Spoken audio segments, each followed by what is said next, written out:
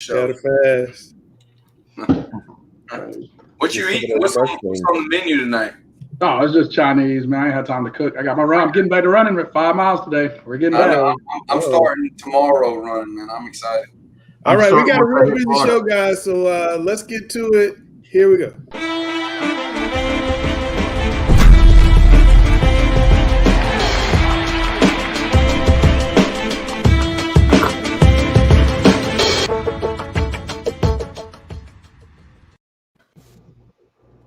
All right, we're back to Talking Preps. We got a big agenda today. The big news, let's just get right to it. Alex, some state lawmakers wanted to launch an investigation into the NCHSAA. They're concerned about where the money's going. Your thoughts? In the words of our longtime friend, Mr. Charlie Adams, they've done nothing wrong. You want to launch a probe? Go for it. And you will find many, many examples of exemplary service for the boys and girls of North Carolina. I do find it interesting that you want to launch a probe into an organization that you allowed to disassociate itself from state government. And now you want to probe. You gave up the right to probe when you allowed the disassociation. But now you want to probe. But like I said, in the words of Charlie Adams, they've done nothing wrong. Not going to worry about it. Next. Dale. I agree. I'm with transparency, so I don't mind the probe, but I'm just worried that they're going to try to use the money for something else, and I'm talking about our state government. They're going to try to get their hands in on it. But go ahead. I don't think they're going to find any problems. I want to go to Chris. What are your thoughts here? Well, I'm kind of between Alex and I'm kind of between Dale. I do not mind the probe. I do not mind the transparency. In fact, I think there should be radical transparency. I think that we should be able to see the monies that's there and just to make sure that the schools know that it's been spent the right way. But I'll also say something that I've said dozens of times over, and I'll continue to say dozens of times. I think that our NCHSAA and Q Tucker and the staff and the board of directors and everybody in that office does a great job. So I do not want to see the state dipping their hands in trying to administer the sports because it just don't compare to what the Athletic Association already does. Yeah, Q Tucker made a statement this afternoon basically saying, we have nothing to hide. We welcome any investigation that may come. Gary, your thoughts? I know you had some specific thoughts about this topic as well. Well, I really don't trust the legislature that much. From my experience as a teacher, I know what they did with our longevity money and told us it was a raise, but all they did was take money we already were promised and put it in a different pot and gave it to us, but it was the same money. But they called it a raise. So I don't trust the legislature from that perspective. And I just don't like to see the legislature get involved with sports. A while back, they had to make North Carolina State and UNC play East Carolina just so that they can get certain allocation of funding. So, I don't like the legislature being involved in this, but so be it. All right. Well, it looks like that's going to happen. Well, everybody wants to talk about these high school football playoff pairings. And I just think we got to get right to it. Let's go to the corner. Let's let the expert do what he does, and let's talk about it.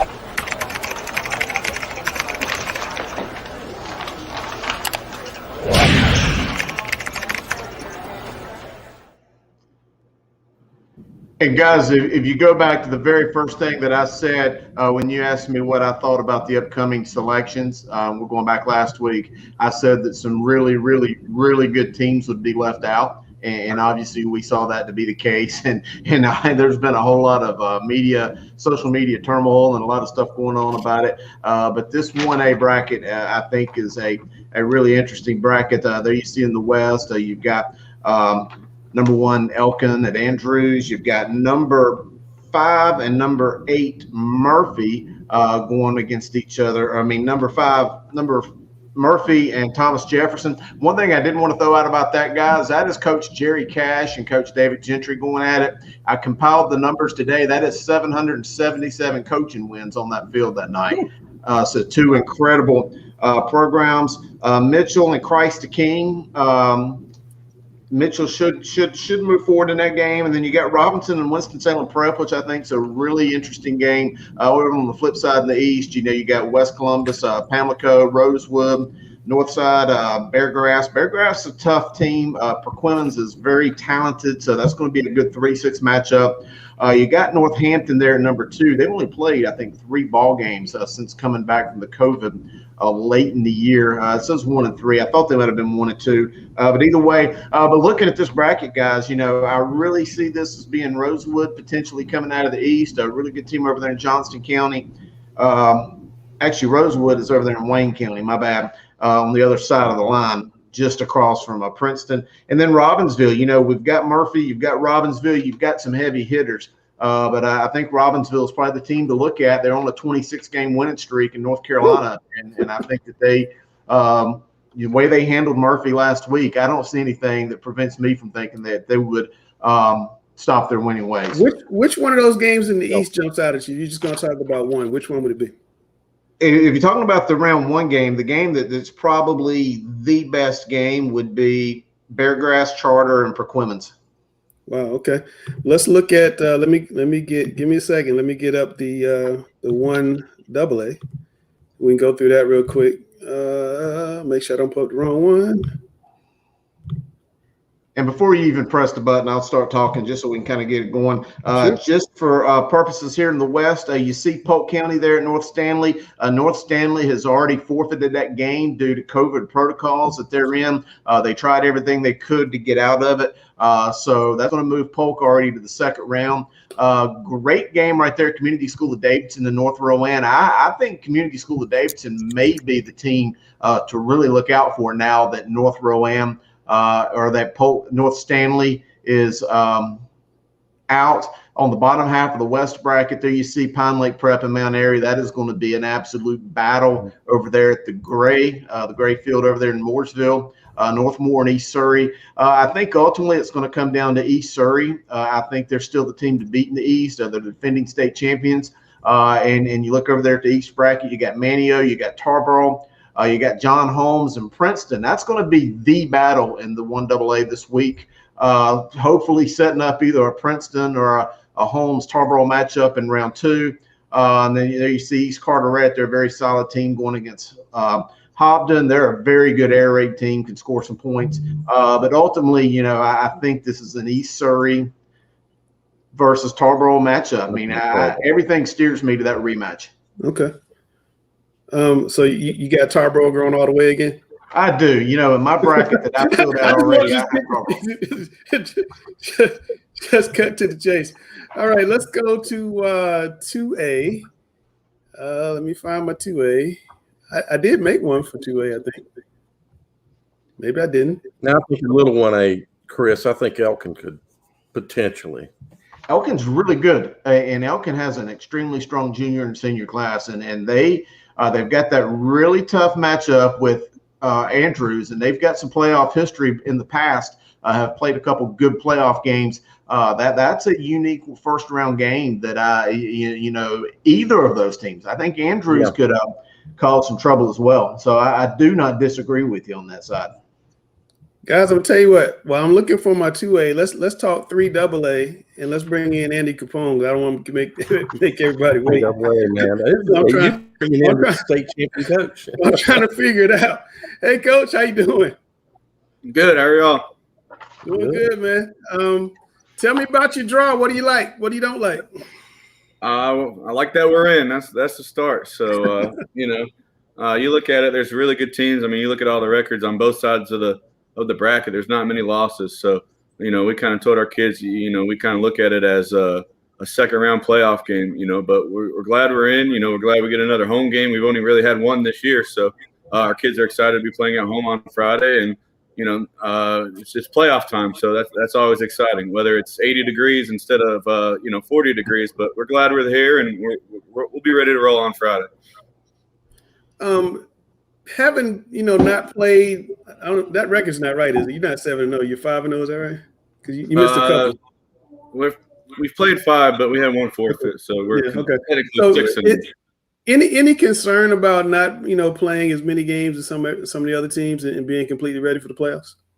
We had a little, but we've been able to play the last 2 Fridays, and we feel like we're kind of getting into a kind of a stride of things. So right now, actually, if we were in the regular season, we'd be kind of getting into our conference schedule. So we kind of feel good about where we're at right now. We've had 2 good days of practice, this week, but it's always a concern in the back of your heads. But I think our kids will be ready. So, does playing fewer games you think help you on the injury side?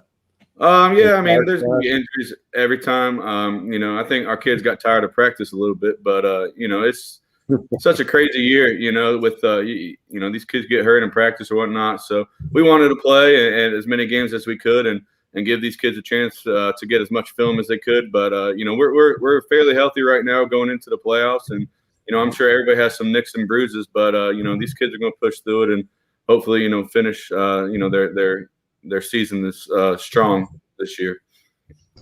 Well, Coach, I've looked at this bracket, and just so we can go ahead and break down the 3AA for our viewers out here, I want to start with the East so we can finish with you. I think this East bracket is absolutely loaded, top to bottom. Every single team in there is a phenomenal football team. Like you mentioned, very few losses. And we know you're going to see a quality team come from the East, or regardless of who it is. Cleveland right there, Southern Durham, tough matchup. Greenville, Rose, and Lee County, I think, the absolute best game in the state this week is my opinion. West Brunswick and Chapel Hill. West Brunswick has a tremendous defense. They're a real scrappy kind of team. Chapel Hill's kind of come on strong this year. Real happy to see them, Coach Marsh, in the playoffs. It's been a little bit of a while for them. Clayton, Southeast Guilford. So, I mean, those are some quality teams. If I had to say that there's a leader coming out of there, I think Greenville Rose would be. But again, you've got to play these games each and every week to get there. Here, looking at the West bracket, Watauga and Dudley, 2 quality teams. A.L. Brown and T.C. Robertson. There could be 1,000 points scored in that game, or at least 1,000 yards. T.C. Robertson, quarterback. Brady Whitson threw for 450 against Kannapolis last year and 6 touchdowns. And, oh, by the way, Kannapolis won that game 56-50. Similar to, again, this year. You never know. Obviously, we got your game against Weddington. And, Coach, I want you to tell us a little – or against Asheville, Coach, but I want you to tell us in a second. I think Asheville is a much better team than people realize with that record. I've watched them on film. Coach Radford has done a great job in his first year there. So I think that's a quality team. And then the other team that I'm really, really looking out is Mount Tabor in that AC game, Alexander Central.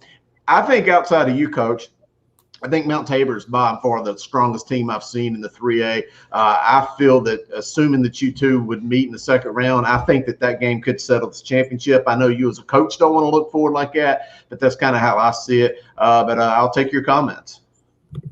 Yeah, I mean, you kind of look around for film on all these teams a little bit when you have some free time.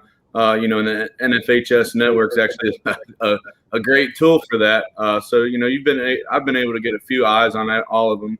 But they're all quality teams, and just, our first round matchup, first time I really talked to Coach Radford was this week. But he's sounds like a great guy, and he's done a heck of a job there. So, he's gotten them back into the playoffs, and they're a strong team and a good football team. So, we got to make sure we come prepared every week. That's how we prepare. Is every week we got to put our best foot forward. And I think the good thing for us is our kids have been in the playoffs the last couple of years and made deep runs. So I think they know what to expect each week about getting your opponent's best shot and laying it all on the line. They got nothing to save, whether it be plays or formations or anything. So they're going to give you the best shot, everything they have, and that's what you want. That's why you play the game. I tell these guys all the time, you play those games, not the the blowouts or whatever.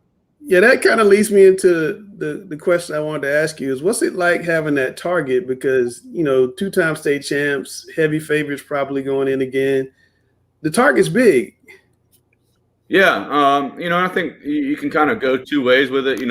Don't talk about it or just be honest with your kids. And we've kind of taken the approach that, we know we have a target. I mean, it's not it's not a secret anymore. So, we talk about it, and then we just kind of mention it and say, look, we're going to get everybody's best shot. We've always feel like it, and we want it really. So, I'm not trying to say that cocky. We just want to play good games. So, we feel excited for it. Again, our kids practice extremely hard, and on Fridays we know that we're going to get a great effort from those guys. So, something that we talk about briefly, but then we move on. We go to practice, and then we go. We get ready for Friday. Absolutely. Well, Coach, good luck to you on Friday. I think Chris is making his state championship predictions at some point. I have a strange feeling he's going to have a W team in there somewhere or another, but we'll catch you down the road. Hopefully have you back on the show. I appreciate it, guys. Thanks for everything y'all do. Thank you. All right, take care. Mentioning that W team, Langston, I got to thinking about K, Kannapolis and the K on the helmet. And does that W start now to draw some of that same kind of fear into people's heads? Absolutely. Yes. All right. I found my two-way, Chris. So let's talk a little two-way. All right, let me get my two-way paper back in front of me right here just to make sure I'm not lost. Looking at the two-way West, we're going to start right there. Number one, Hendersonville is hosting Bunker Hill. This Bunker Hill team, if you've paid attention the past couple of weeks of the show, the second Sweet 16 that we put out, this team has been steadily rising in that second Sweet 16. Bunker Hill is a very tough team. Hendersonville's played some great games. They've kind of had some barn burners against Franklin, against Pisgah. Hendersonville, I think, is a very battle-tested team. So certainly want to keep an eye out for the Bearcats up there. Walkertown's 5-0. Walkertown has not played a football game, I think, in about a month and a half or so with all the COVID protocols that they've dealt with. I really think they've only played 4 on the field. I think that one win is a forfeit. Going against Shelby, I know Dale and I sat there and watched Shelby up close against Kings Mountain. Shelby, on the flip side, has played some really tough competition. So I think that we'll see that in their game. West Lincoln and Mount Pleasant, the Rebels over there at West Lincoln, very scrappy team, very tough team. This Mount Pleasant team, though, is a team that has just been tearing up opponents. Very, very solid team. That's kind of the team I've got circled for later on in some latter rounds. Fort Bush having just a epic year for their school, 6-0. Mountain Heritage. Mountain Heritage is another team that hadn't played football in a while due to COVID, so it'd be interesting to see how the rest versus the on-field action helps them. Looking there at the East, you got 2 of the all-time 2A powers going head-to-head Friday night in Southwest Onslow, heading up to Reedsville. Red Springs and Wallace Rose Hill. Wallace Rose Hill, you see that 4-3 record, very uncharacteristic for them, but they have played some of the toughest teams in Eastern North Carolina that you can get, played a very aggressive schedule, plus coming from that very tough conference. I truthfully think that the Bulldogs would probably be favored. You got that big game in Kinston or in Elizabeth City, Northeastern hosting Kinston. Kinston lost a 50-49 game to Washington Friday night. They led 35-0, I think, at the half and lost the game 50-49 in overtime. And then Eastern Randolph at Clinton, again, 2 other staples of 2A football going head-to-head. There's a lot of big matchups. I mean, I know we're getting week 2, week 1, but it just seems to be even bigger than you would anticipate in the second. It reminds me. I mean, most of us have been around football a long time. I know Dale has. Gary has. It reminds me of the old days prior to subdividing in 2002. I mean, it's really like the old days where you did not have a week off when it came to the playoffs. As you look at this 2AA bracket, tell me about the 2 games in the West, 2 games in the East to jump out at you. The 2 games in the East that jump out at me is the Randleman at St. Paul's. I think St. Paul's is a team on a mission. I've got them probably in the 3rd round. Conversely, on the top half, Washington right there. I think that they're a team that I think could represent the East out of the in the bracket. And on that top side, I mean, really every game's good. You've got Pisgah and North Davidson, which stand out. But the team, and High Brighton as well, High Brighton and Burns. But I'm telling you, the team I've kind of got my eyes on is that Salisbury Hornet team. Went to the state championship game last year. They've got 2 losses But those two losses came when they did not have a Georgia-bound linebacker, four-star linebacker Jalen Walker. He was out in the injury. They lost both those games very tight to two of the best teams in 2A in Oak Grove and North Davidson. This Salisbury team is an animal when he's on the field and he's back full speed. I think they're a team to look out for. Coach Hickman thinks this agrees with you. This looks like the old days 1995 type of bracket we got going on. So it should be fun. All right, we're going to talk about a little 4A football. Going to bring in my man Glenwood Fairby out of Vance High School. How you doing, Coach? Hey, how you doing? I'm doing well, man. I know Gary's dying to ask you this question, but I'm just going to ask. I'm going to get off the screen. 17 offensive penalties against Huff. What happened and how you guys fixed that? Man, it was a rough. It was rough, and we worked on it today. The fundamentals, just getting back to the fundamentals of football. The kids' feet, weren't moving their feet. They weren't, doing the things that they were supposed to do. So we've been focusing on them since yesterday. So hopefully we don't have those issues again.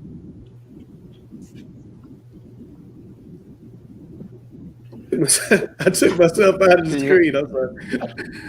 Can you Gary. hear me? Yeah, we got you, Coach. Coach, I was at the game Friday night, and what surprised me more than anything was the pre-snap penalties. Was that a function of a new cadence, a new center, or was Huff doing something defensively like stemming, or were they faking a snap count? What caused so many pre-snap penalties? No, we did change the cadence up this week. Just because they get off the ball so fast. They got the great D-line, man. So we tried to do some things different to try to slow them down. Curtis Neal gets off the ball, and he impacted the game a lot, as you've seen. So we tried to do some things to try to slow him down, and it affected us. It affected us on our side of the ball when it came to jumping off sides and snapping the ball over the quarterback's head and things like that. So we kind of outcoached. We kind of outcoached ourselves in that aspect. Just trying to do something different to slow them down. But, you live and you learn. Coach, I wanted to ask, I know we actually spoke before you guys played Huff. Once you got out to the game and kind of going back and watching the film, was there anything that surprised you kind of going back to your pregame thoughts versus actually going through the game and playing them? No, we made a lot of mistakes. Not to take anything from what they did. They came out and played hard, and they did what they needed to do to get the win. We made some mistakes that cost us, throughout the course of the game. And football is a game of momentum. So some of those momentum plays we didn't get that we normally would get because of mistakes. So we talked about that, and we got to play a sound. We got to win all three phases of the game, and that's what we've been preaching all week. They beat us in the special teams, and they beat us defensively the other night. So that kind of affected us. The kids, right now they're licking their wounds, but nothing really surprised me. They're a good football team, so nothing really surprised me. I figured if we didn't play a perfect football game, we would be in a dogfight. Question for you, Coach Fairby. How you doing, brother? The emotional aspect, like in a game versus like you guys versus Huff, where there's everything's riding on it, the last game. How do you, as a coach, like manage the emotions that are going in from your players and your coaches? Because everybody knows each other in the IMAC, and that could be good, bad. Do you welcome it, or like what's your strategy in that? It's tough, man. It's tough being that we were state champions last year. It's kind of those things you try to manage. My first instinct the other night was not to even warm up on the field because I knew that it would get to that point, and I wanted my kids laser focused. But I went with it, and it cost me. It not cost me, but it cost us because my kids got distracted. Folks got distracted, and it became more of a us against them, meaning who gonna have the bragging rights instead of playing football games. So it kind of bit us. It kind of bit us in the butt. That won't happen again. And I told the kids, I said, man, at the end of the day, you can't talk this game. You got to play this football game. They talked it, and they stood behind everything that they said. They stood behind everything that they said. We talked it, and we didn't. So now it's that humble pie that comes where you got to go back and say, you know what? Let's be humble. And I got caught up in it as well. We adrenaline gets flowing. So I got caught in it. It ain't just on my kids, it's on me as well. I got caught up in it, but it won't happen again. I'm gonna be the person that I always been, and that's been a humble dude, and teach my kids to play the same way and just let that play on the field talk for itself. Gotcha. Appreciate it, Coach. Yes. We're going to check out some brackets, man. We want your opinions on small 4A and big 4A. Isn't that right? Yeah. All right. Hey, but before we hit the brackets, I think Grice had a quick question we was going to try to throw up there. We just want to talk a couple other items from your game this past Friday, Coach. Grice, you got a question?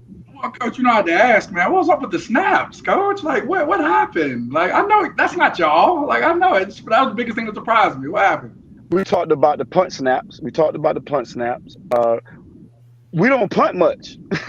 So when we get that's exactly what I said. They don't look at it that way. But when you got a first year snapper at punter, and he's never been in a pressure situation like that, and you haven't really punted much all year. Not saying that you expect it, but you kind of understand. He's a 10th grader.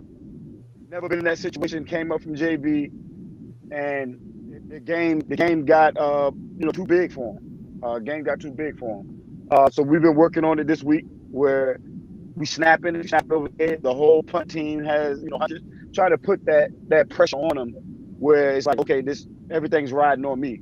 So we try to create those situations, this week for him to get out there and snap the ball the way that he normally snaps it.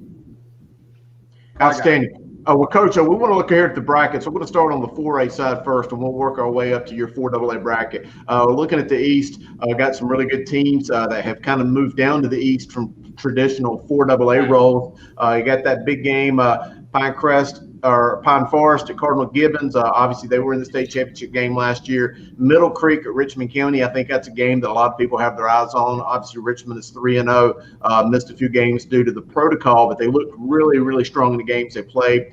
Scotland County 4-1 coming out of that same Southeastern Conference. Sand Hills Conference against Newbern, who has looked really dominant in their body of work as well. Jack Britt, Southview, two Fayetteville teams going at it. I think a lot of people are kind of thinking Richmond might be the team to beat in that bracket, but yeah, I don't think we can overlook Cardinal Gibbons as well. Looking at the top side, East Forsyth, who got in at 3-3, kind of some wacky scoring that led to some teams outside looking in. West Forsyth was 4-1, did not make it in. And East Forsyth did at 3-3, going by the conference winning percentage. Going against Grimsley, who I think everybody's looking at as one of the powers. Durham Hillside at South Caldwell. Butler at Glenn. I think that's another one of these games in the 4A a lot of people are looking at. And Hickory Ridge, two Charlotte area teams going at it head-to-head with Providence. I'll throw it out to you guys. Any takes on this? Coach, maybe what do you think about it? It blows my daggone mind. Newman is not in this. I mean, I know there's like a rule that you have the first, second place. I'm talking about like I'm gonna be straight up. South Caldwell, they wouldn't be on the same playing field as Lake Norman. Like that's the thing, man. Saturday, I'm texting Oliphant and Fitz, and I don't care if I'm saying it in public. I'm texting them, don't get fined. Don't get fined. I'm like, we're all hanging out. Don't get fined. But I think the bigger thing here, I mean, that's number one. I think the second piece, Chris, you talked about earlier. I can't remember what game you said was your number one game in the state, but that Scotland County Newbern might be number two. I mean, you talk about those two teams, Scotland County going down, to Newbern. Coach Bailey being, a guy that's been in the state so many times. You talk about a tough first round matchup at Newbern. I think that's going to be one there. But the other thing, Brian, when have you seen Butler in 4 single A? I know. Yeah, that was surprising to me. County, I think that's the bigger thing. Compete in the 4AA. I thought that they were probably the third best team behind Huff and Vance, but like I thought now they could end up sneaking and get a state championship out of nowhere. I want to know, Coach Barry, since you're not in the small 4A, I want you to make a prediction, make a bold prediction. Who's going to win it all for the West? Whew, man. Now you got to know.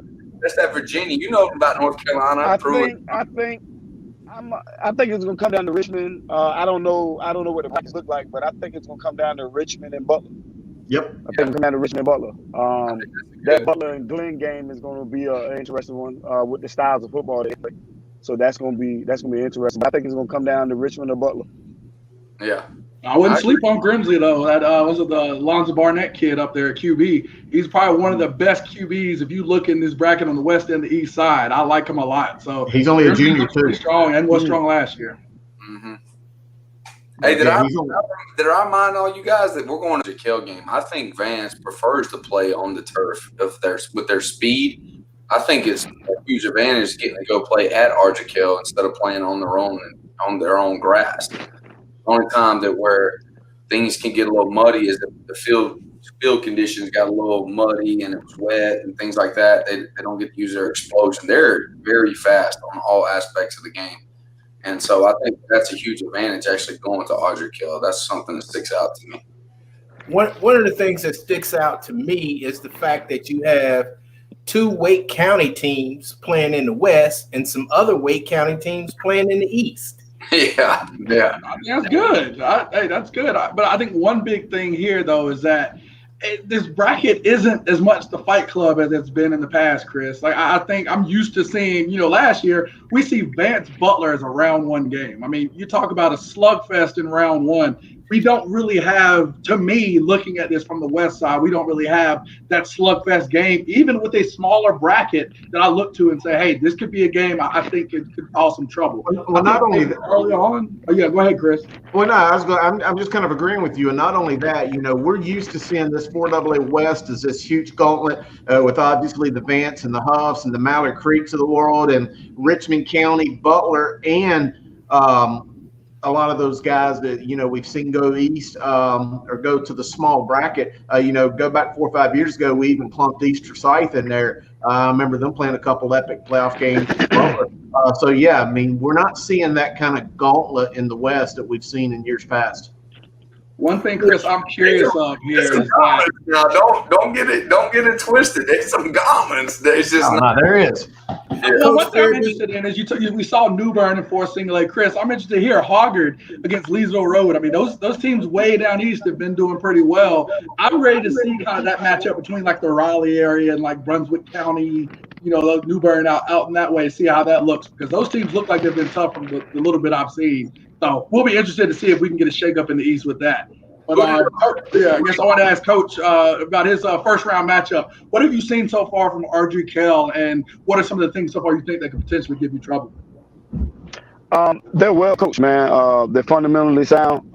They do what they do well. So my kids can't go out, underestimating them. I think that's going to be the biggest thing. Us not going out and underestimating them, just because they don't play in the IMAC conference. And everybody knows we got a tough schedule week in and week out.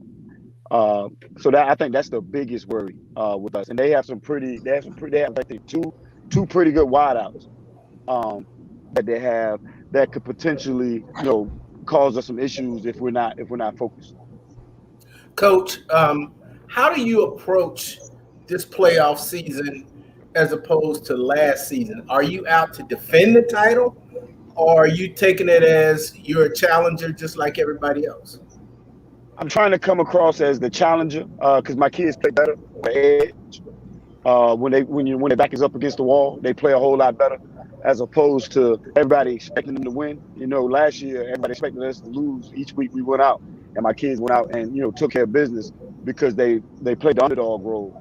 So I'm trying to find a way now to put them in that underdog role as opposed to going out and say, hey, we're defending the title.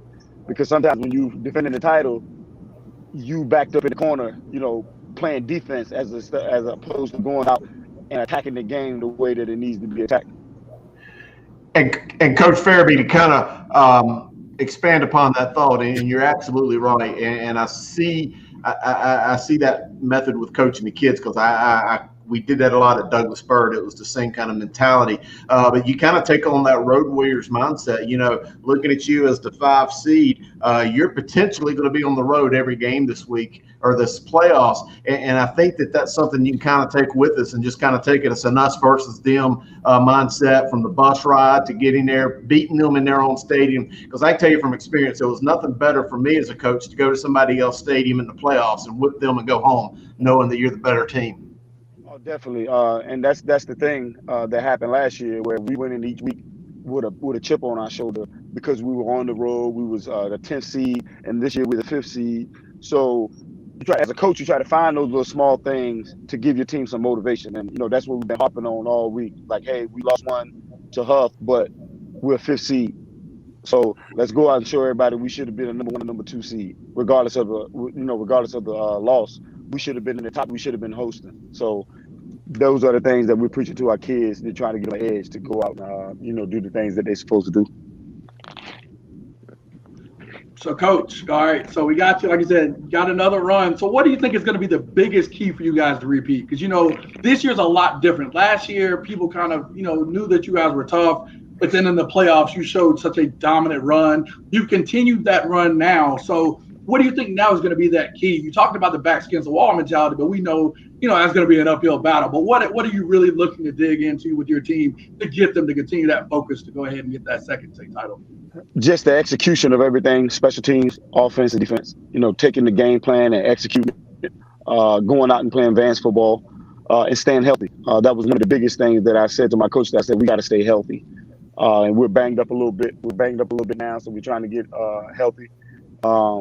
We're limping in, but I think we'll be fine. But we're limping in right now. But just executing, man, and not making mistakes to kill ourselves. As you seen last week, if we don't make no mistakes, we feel like, that's a different game if we don't make the mistakes that we made. So we lost, but at the same time, it wasn't like we got dominated. So, we got some type of confidence going into the playoffs, but at the same time, I don't want them to be overconfident. So we're basically preaching, hey, we can go home at any point. We lost to Huff this past week. Imagine if that was this week. We could be going home. You could be packing your stuff up. You could be taking the stickers off your helmet. You could be taking shoulder pads and put them on the shoulder pad rack. So little small things like that, man. We're trying to hone in on. And then sometimes it's just a mental thing with my kids. Just being around them for the past year, we don't have power echoes. We don't have power echoes to get guys, up and going. Greatest leader. He was a great leader, man. And we're trying to find kids, and we still, we have 29 seasons, but we're still young in our positions where guys are impact players. We're still young, and it's kind of tough to get them guys to emulate, the thing that Power did, because Power one of a kind. But when you got a guy like that on your team, he pretty much willed us, playoffs. Him, Stephon Thompson, those guys willed us. So now it's who's that guy going to be, or who those guys going to be coming up these next couple of weeks. And that's the challenge going into the playoffs. Who's going to be those guys that we can lean on? Coach, speaking of Power Echoes, have you heard how he's doing up there in spring practice at Carolina? Coach, they called me, Big Pen called me the other day. I think he texted me. No, he texted me and told me that Power looks like a first-round draft pick as a freshman. I told everybody he'd be starting by mid-season. So they said they out there, they're third. They're supposed to be third. They're supposed to be third, and then Power's out there running through guys.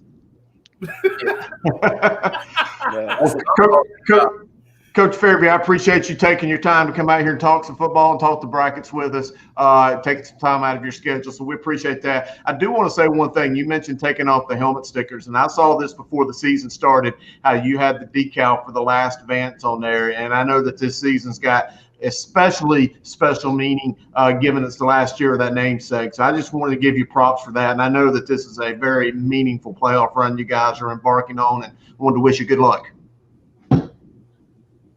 Say that one more time. The last part broke up. Well, I just wanted to, I know it's a very special meaning for you, given that this is the last run for the last Vance, and with your helmet decals and everything I've seen. And we know it's going to be a special deal for everybody involved. So we just wanted to wish you good luck. All right. I appreciate y'all. Hey, I'll see you tomorrow. Are we still meeting, Coach Fairby? Yeah, we definitely are. Yep. All right. I'll see you tomorrow, brother. All right, boss. All right, that's Glenwood Fairby. All right, Sam, are you ready? Man, I like been training all day today for this. I'm like training. I'm like working on my deck. Grice already has the thumbs down. Are you? Man, Grice supposed to back me somehow. All right, we got my man Dylan Bison on from Mountain Island Charter down in Gaston County. How you doing, Dylan?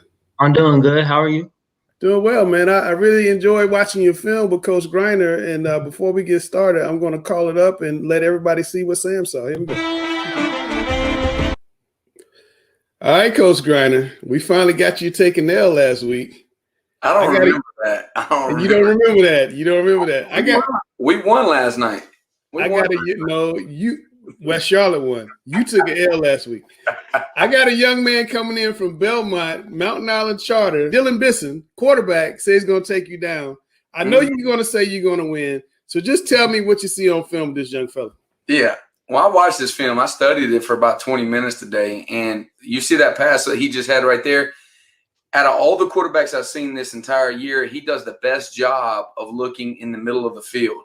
That's the most vulnerable position to a defense a lot of times.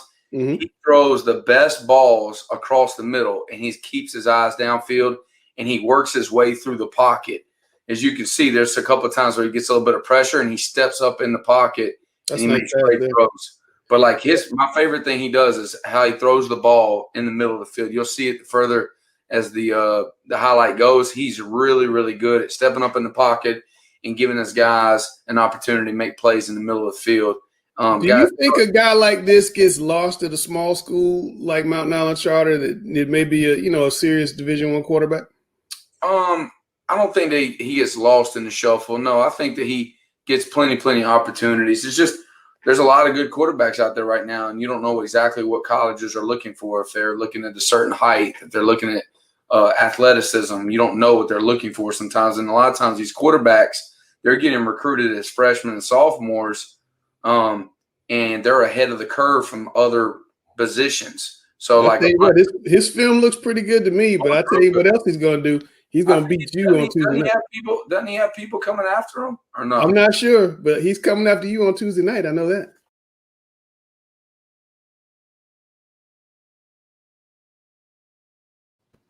All right. Well, there we go.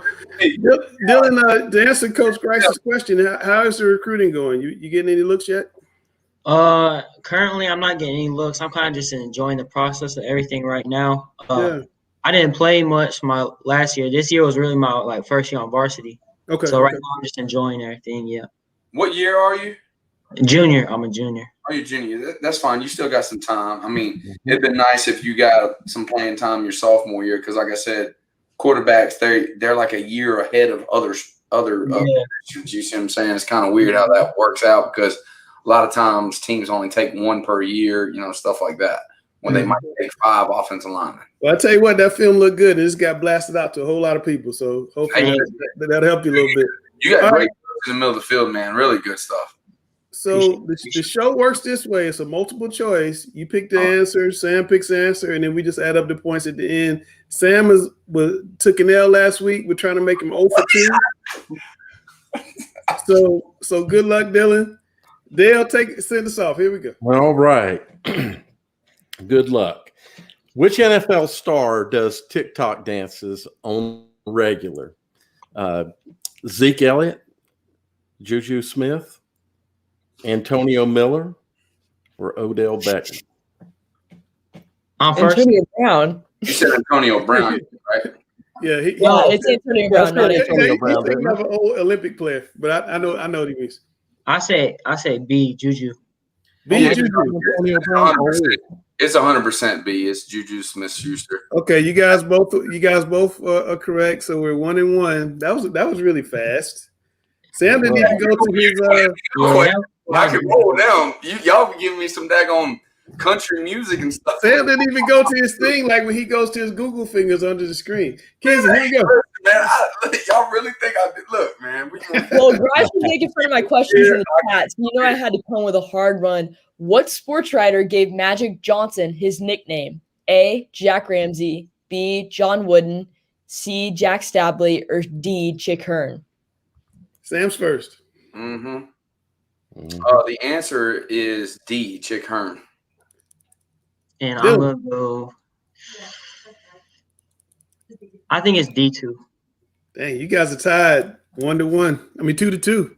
2-2, yeah. Like we both got. Like I was just too confident answering that, wasn't I? You are. I honestly didn't know that. I just try to sound confident. But you were very confident. All right, Dale. Come on, Dylan. You can't be daggone picking my stuff like that. All right. Wait a minute. Dale, we don't need your comment. It wasn't Chick Hearn. I've got a perforated ear. I do. I have a perforated ear, but it wasn't Chick Hearn that gave him that name, right? So you both got that wrong. No, we got it right. You got it wrong. He said that we got it right. Chick Hearn did not give him that name. Well, it says it right there, sports writer. Like what? We're 2-0. We're 2-2. Chick Hearn was a play-by-play. He was a play-by-play guy for the Lakers, but it was a high school sports writer who gave him that name. That. Huh? He actually probably. How do I know that? I'm a Lakers fan. But because I was wrong, we're just going to leave it tied. Oh my goodness! I love that question. Whoever put it together. That's my mom. My mom does the old ones. I do the young ones. It's a team effort. See, Dr. Jack, he coached Portland. He coached Portland. So I mean, all those people could have given him that name. That was an awesome selection. But by the way, it was not Chick Hearn. Okay. No, you're right. You're right. Greg Hitman's correcting me also. Okay, Dale, go with your question. Okay. All right. So make sure I'm looking at the same thing here. What TV show about a boy band? And boy, this is going to be an answer for me here. Just premiered on Netflix. One Direction, Day in the Life, Boys, Boys, Boys, Austin and Ally, or Big Time Rush. Boy, this is a. I'm gonna go with D, Big Time Rush. Sam. Golly, I really don't know. Let me see your hands. Let me see your other hand. Look, man, I'm just thinking, man. Let me think. What TV show about a boy? And don't have your daughter come whisper the answer from the other room either. His wife's over on the other side. I watched Netflix too, but I don't remember seeing anything like that. I'm gonna go A. You both got it wrong. It was B. Boys, Boys, Boys. So we are still tied. Wait, no, it wasn't. It's Big Time Rush. It was Big Time Rush? No. Yeah, I've been watching it. Yeah, I had that one. Your answer says B. Right now. Yeah, I thought I had that one. The answer is B. You can't be there going. No, the answer is D. No. Okay, well, Dylan got it right, but what you gave me has B. He ain't doing that if you say he's got it wrong. Exactly. What was emailed to us was B. The email says B, the answer is D. So Dylan got it right. You're down, Sam. Yeah. Are you serious? That's on me. I'm serious. You're down. You want me to sing the song, Sam? No. Because I can sing the freaking song. Right now, because all of a sudden, if he would have guessed, here's the thing: if he would have guessed B and he would have said he got it correct, and I answered D, we wouldn't have changed it. That's what I'm saying. Like we would. Right. But you got it wrong, so it doesn't matter. You're down. Let's blow the whistle. Let's blow the whistle. All right, we're good. Kinsey. In the show The Fresh Prince of Bel-Air, what music group inspired Nicki's name? A, Rob Bass, and DJ Easy, Rock, B, Earth, Wind, or Fire, C, Boyz II Men, or D, Belle Bib Devo? Who's first? Is Dylan's first this time? Oh, you went first last time? Yeah, I went first last time. Oh, Sam first. Sam first. I'm gonna roll with I'm gonna go with some old school. Guess like B, Earth, Wind, and Fire. All right, Dylan, what you got? I'm gonna go. Earth, Wind, and Fire. I'm gonna go. No, don't look at mom and dad. You can't look. I'm gonna go C. I'm gonna go C. I'm gonna go C. C is correct. I'm not gonna lie. That one was a guess. I'm not gonna lie. That one was a guess. Sam, you must win this one, or you're done. That was Come back, Sam. Come on, Sam. Fucking Boys the Men. Dadgummit. You got to get this one, Sam. I like Earth in the Fire, by the way, Sam. You door me, Sam, in golf. You door me right now. Let's go, Dale. Okay, so this is not something Dale has to worry about, but what hairstyles from the 80s is back? A, the mullet, B, the perm, C, bleached, or D, all? Why didn't the Kojak one? Why wasn't that one on there? The Kelly Savalas. The Kojak. I'm gonna say D, all of the above. Yeah, like I have to say, golly. You don't have to say. You say the right answer. I mean, I think my answer would have been D, but obviously I can't pick D. I'm going to go with A, mullet. Oh, Sam, you on a 2-week losing streak, my friend. D was the I don't understand why you can't get the right answer. D was the correct answer. Bad setup. Dylan freaking, I'm telling you, like, ever since I won, like, 5 in a row. No, it was not 5 in a row. You had a tie. They give y'all 2 times. When you get on the show, Dylan, it's bull crap. Like, they give y'all. They literally send you a cheat sheet. Just go A, B, C, A, B. I'm sorry I had to do it to you, but there you go, Dylan. Talk your talk. Wow. Now we got to start pulling for Sam. I know, right? Maybe if you watched the video I sent you in the chat last week, you would have won this week, but you didn't. Well, Dylan, man, thanks for coming on. I know you're going to get ready for the fall and hopefully get recruited a little bit. Maybe have you back on the show, get you on Fresh Faces. Let Sam talk about it some more. I hope the video he did will help you in your recruiting journey. And please support us and watch the show every Tuesday. See you, Dylan. Yeah, thank you guys for having me. All right, man. Take care. Did I say Antonio Miller? Is that what I said? You did. You did say Antonio Miller. I thought I swear I thought I said Antonio Brown. Yeah. Miller shouldn't even be clicking in my head anymore. We were struggling right there. Man, y'all gotta get the answers right before you ask the questions. I know. That's on me. That's on me. We gotta work on that. I only knew a couple of those. Boy, those were. I knew the chick Herman was. I don't think he got one.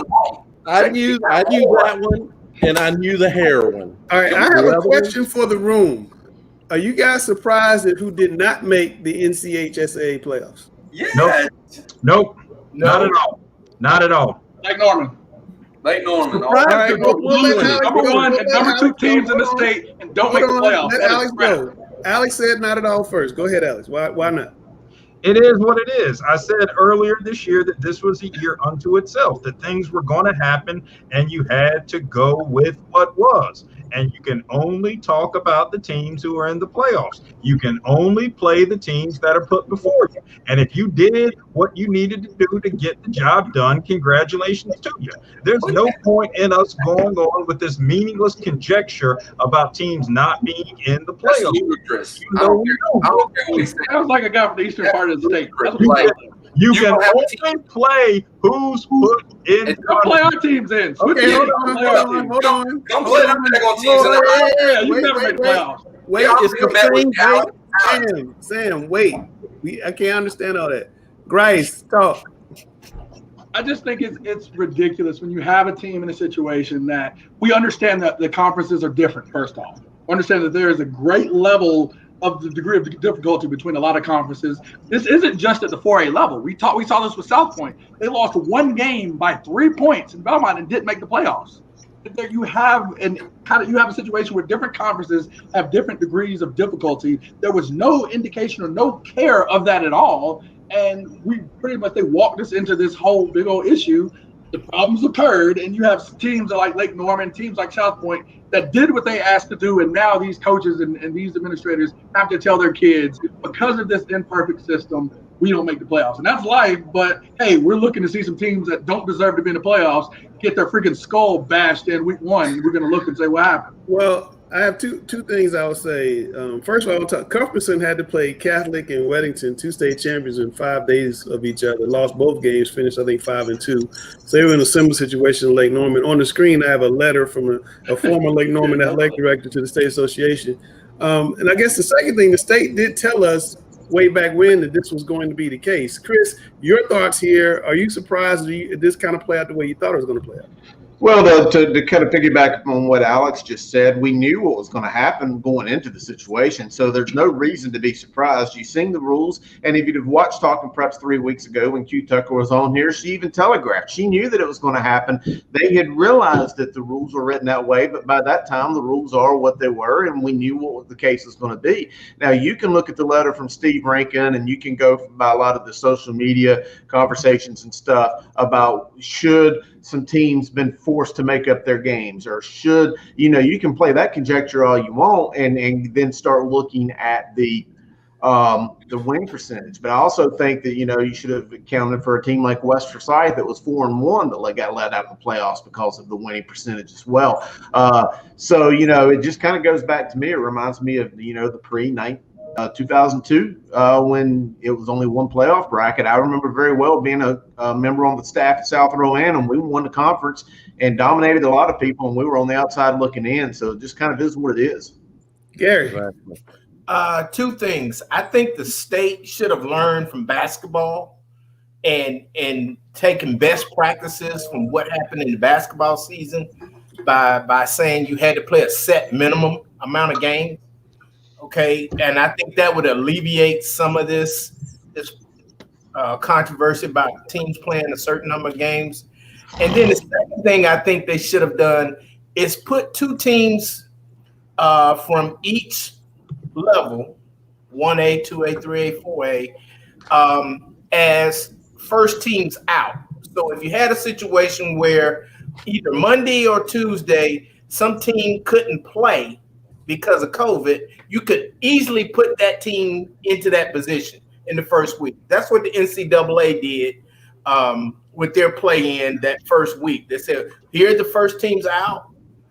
If somebody should get COVID before we start the tournament, we'll slide these teams in. And I think they could have done those two things, set a minimum and had substitute teams prior to the first round. And I think that would alleviate some of this controversy.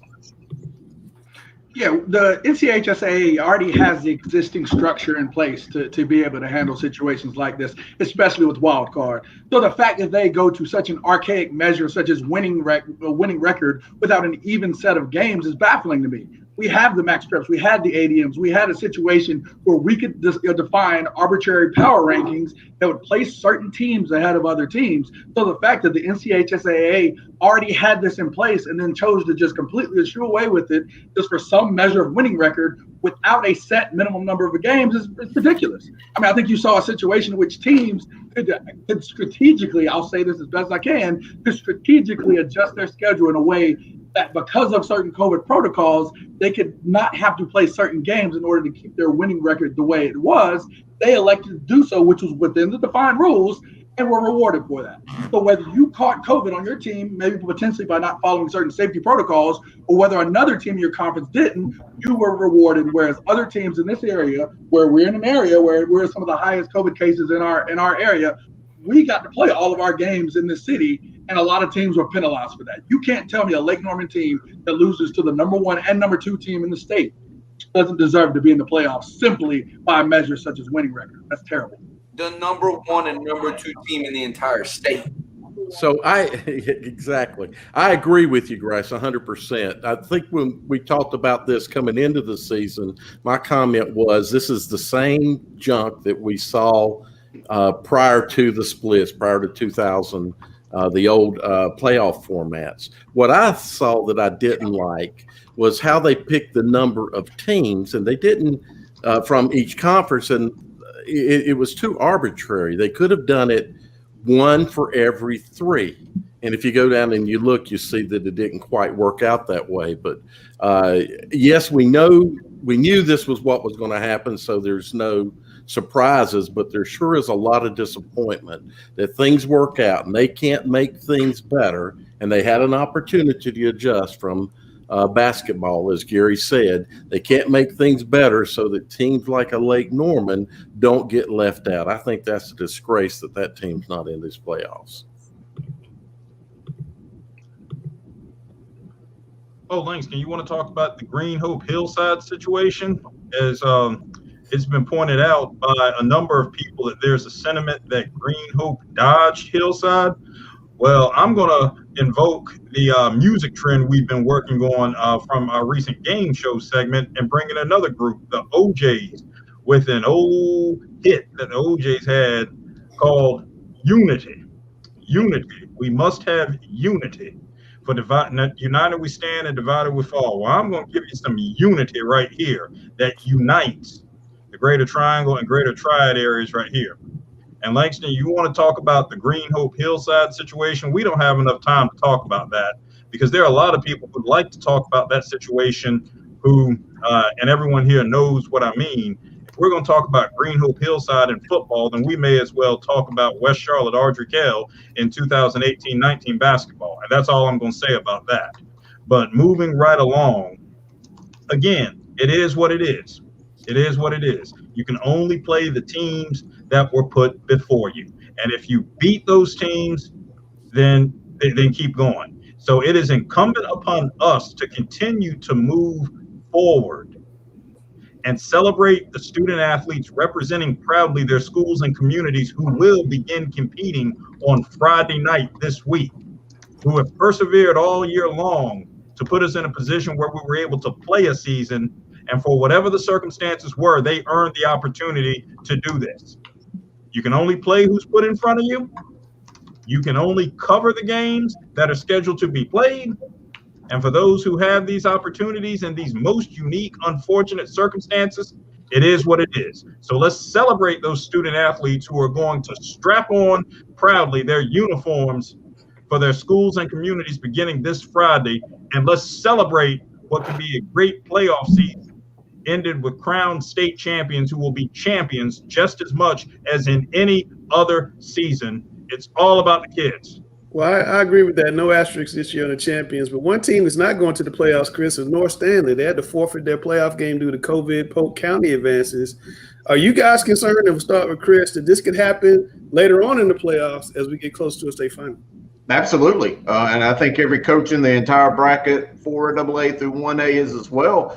And I've had some conversations with some coaches who have had some very pointed conversations with their players to make sure that they're being careful, staying safe, staying home, and trying to avoid communication with other people. And and this is a comment that was told to me. You're not preventing your players from, you're not quarantining them to their home when they go home. But I had one coach that told his players, he said, it's one thing if COVID finds you, but make sure you don't go out and find the COVID. So don't be careless and get yourself out there in a situation that could jeopardize your team. Yeah, absolutely. I also wanted to get you guys' thoughts. We got news today that Mike Natoli has stepped down at Independence. He said that it was just too far to drive in every day from Troutman. He bought a house that's even further away. Dale, your thoughts on Coach Natoli? He helped stabilize the program to some extent. I know they want to get back to what they were. Just your thoughts. It's a tough situation at Independence because a lot of people think of Independence as the Tommy Knotts era and don't understand where Independence was before up and down team. And then even more so, if you think about it, after Tommy, you had Geiler, and Geiler did okay. But then immediately after Geiler, you get Evans, you get Harden, Scott Young, and then Evans had him 11-1. Evans had him 11-1. Evans had him undefeated and lost his first game in the playoffs. So that's the mistake Independence made. But Coach Natoli came in. His senior players had 4 head coaches that they had reported to. Wow. You don't have stability. Granted, Scott Young didn't coach. He didn't coach a football game, but he was still their coach, and so. Yeah. You got to have stability. And when you look at Independence, and when I talk to coaches about is Independence an opportunity for me, as I've talked to coaches in the past, it's one of the things you have to look at is the administration stability and being able to bring Tommy brought a whole staff in, kind of like D-Day, storming Normandy. He had coaches that were with him from his days at Harding. Yeah. By the time Coach Natoli took over, there was no leftovers, no continuity with the previous coaching staff. So he had a tough job. And then, of course, he never moved from Statesville. So, he was driving an hour, and now he's going to drive an hour and a half, and he's got 4 kids. And I was listening to him tell me the story there. I was like, that's a lot. Grice, your thoughts on this job, this move? You made an interesting comment in the back there. What do you think? Yeah, I just think it's a tough job. I mean, you have all the historical relevance there of just the numerous state titles. Was it 7 that Tommy Knox won? And I just think it creates a tough situation determining where the school was then versus where the school is now. And I think a big thing, and my head coach will always joke, if you ask him, a common phrase I use is a neighborhood change. Back then, there was no Butler. There was no Rocky River. The East Side was flourishing a lot more. Eastland Mall was still there. You had more things on the East Side comparative to where you have now. So I do think that hopefully as they're looking to get a new coach in, they're understanding the current demographics, the current landscape that they have within high school football in that area, and that they understand that and bring in a guy and give him time to build up the program to hopefully get to a level to be confident with Hickory Ridge, Butler, and Myers Park. So I just hope that they preach, patience with that. I mean, Coach Natoli, Coach Van Horn, all those guys over there, they are great coaches. No, don't get me wrong. And it's just one of those situations where you hate that they experience some loss. And Brian and I have talked about this a lot of times, where you try to keep your kids. You see a number of kids. I mean, the Nelson kid, the running back at Butler, who's having a fantastic year, was at Independence year before. One example. So, it's just an unfortunate situation, but it's a different landscape than it was. Hopefully they understand that, bring in a guy that. Sam, you get the final word. You're a Butler guy. You know all about that Menhill-Matthews corridor. What do you think about that job and what it takes to win there? I think it's a really good job for somebody because it's not a program where you have to rebuild completely. It already has some good things going already for it. The tradition, you got to welcome it. I think that's one of the biggest mistakes some people have made in the past. They try to ignore the Tommy Knotts era and the Geiler era, where you need to welcome it, communicate, have guys that come back and communicate and talk about the pride that was there, because once they restore that pride, there's a lot of athletes that live in the Independence area still. Like there's still a lot of kids there that come play. It's just a lot of them go to Butler now, or they'll go to, Vance, or they'll go somewhere else. Do you see what I'm saying? So that's where they lose some of their guys. If they keep everything they're supposed to keep, then they'd be pretty successful. All right. Well, it's time to go back to the corner, and we got Charlotte's second Sweet 16, and we got the Raleigh Sweet 16, and we got a few changes. Let me find Chris's theme music. I'm all out of sorts as I usually am on. We don't need no theme music. We got to have theme music.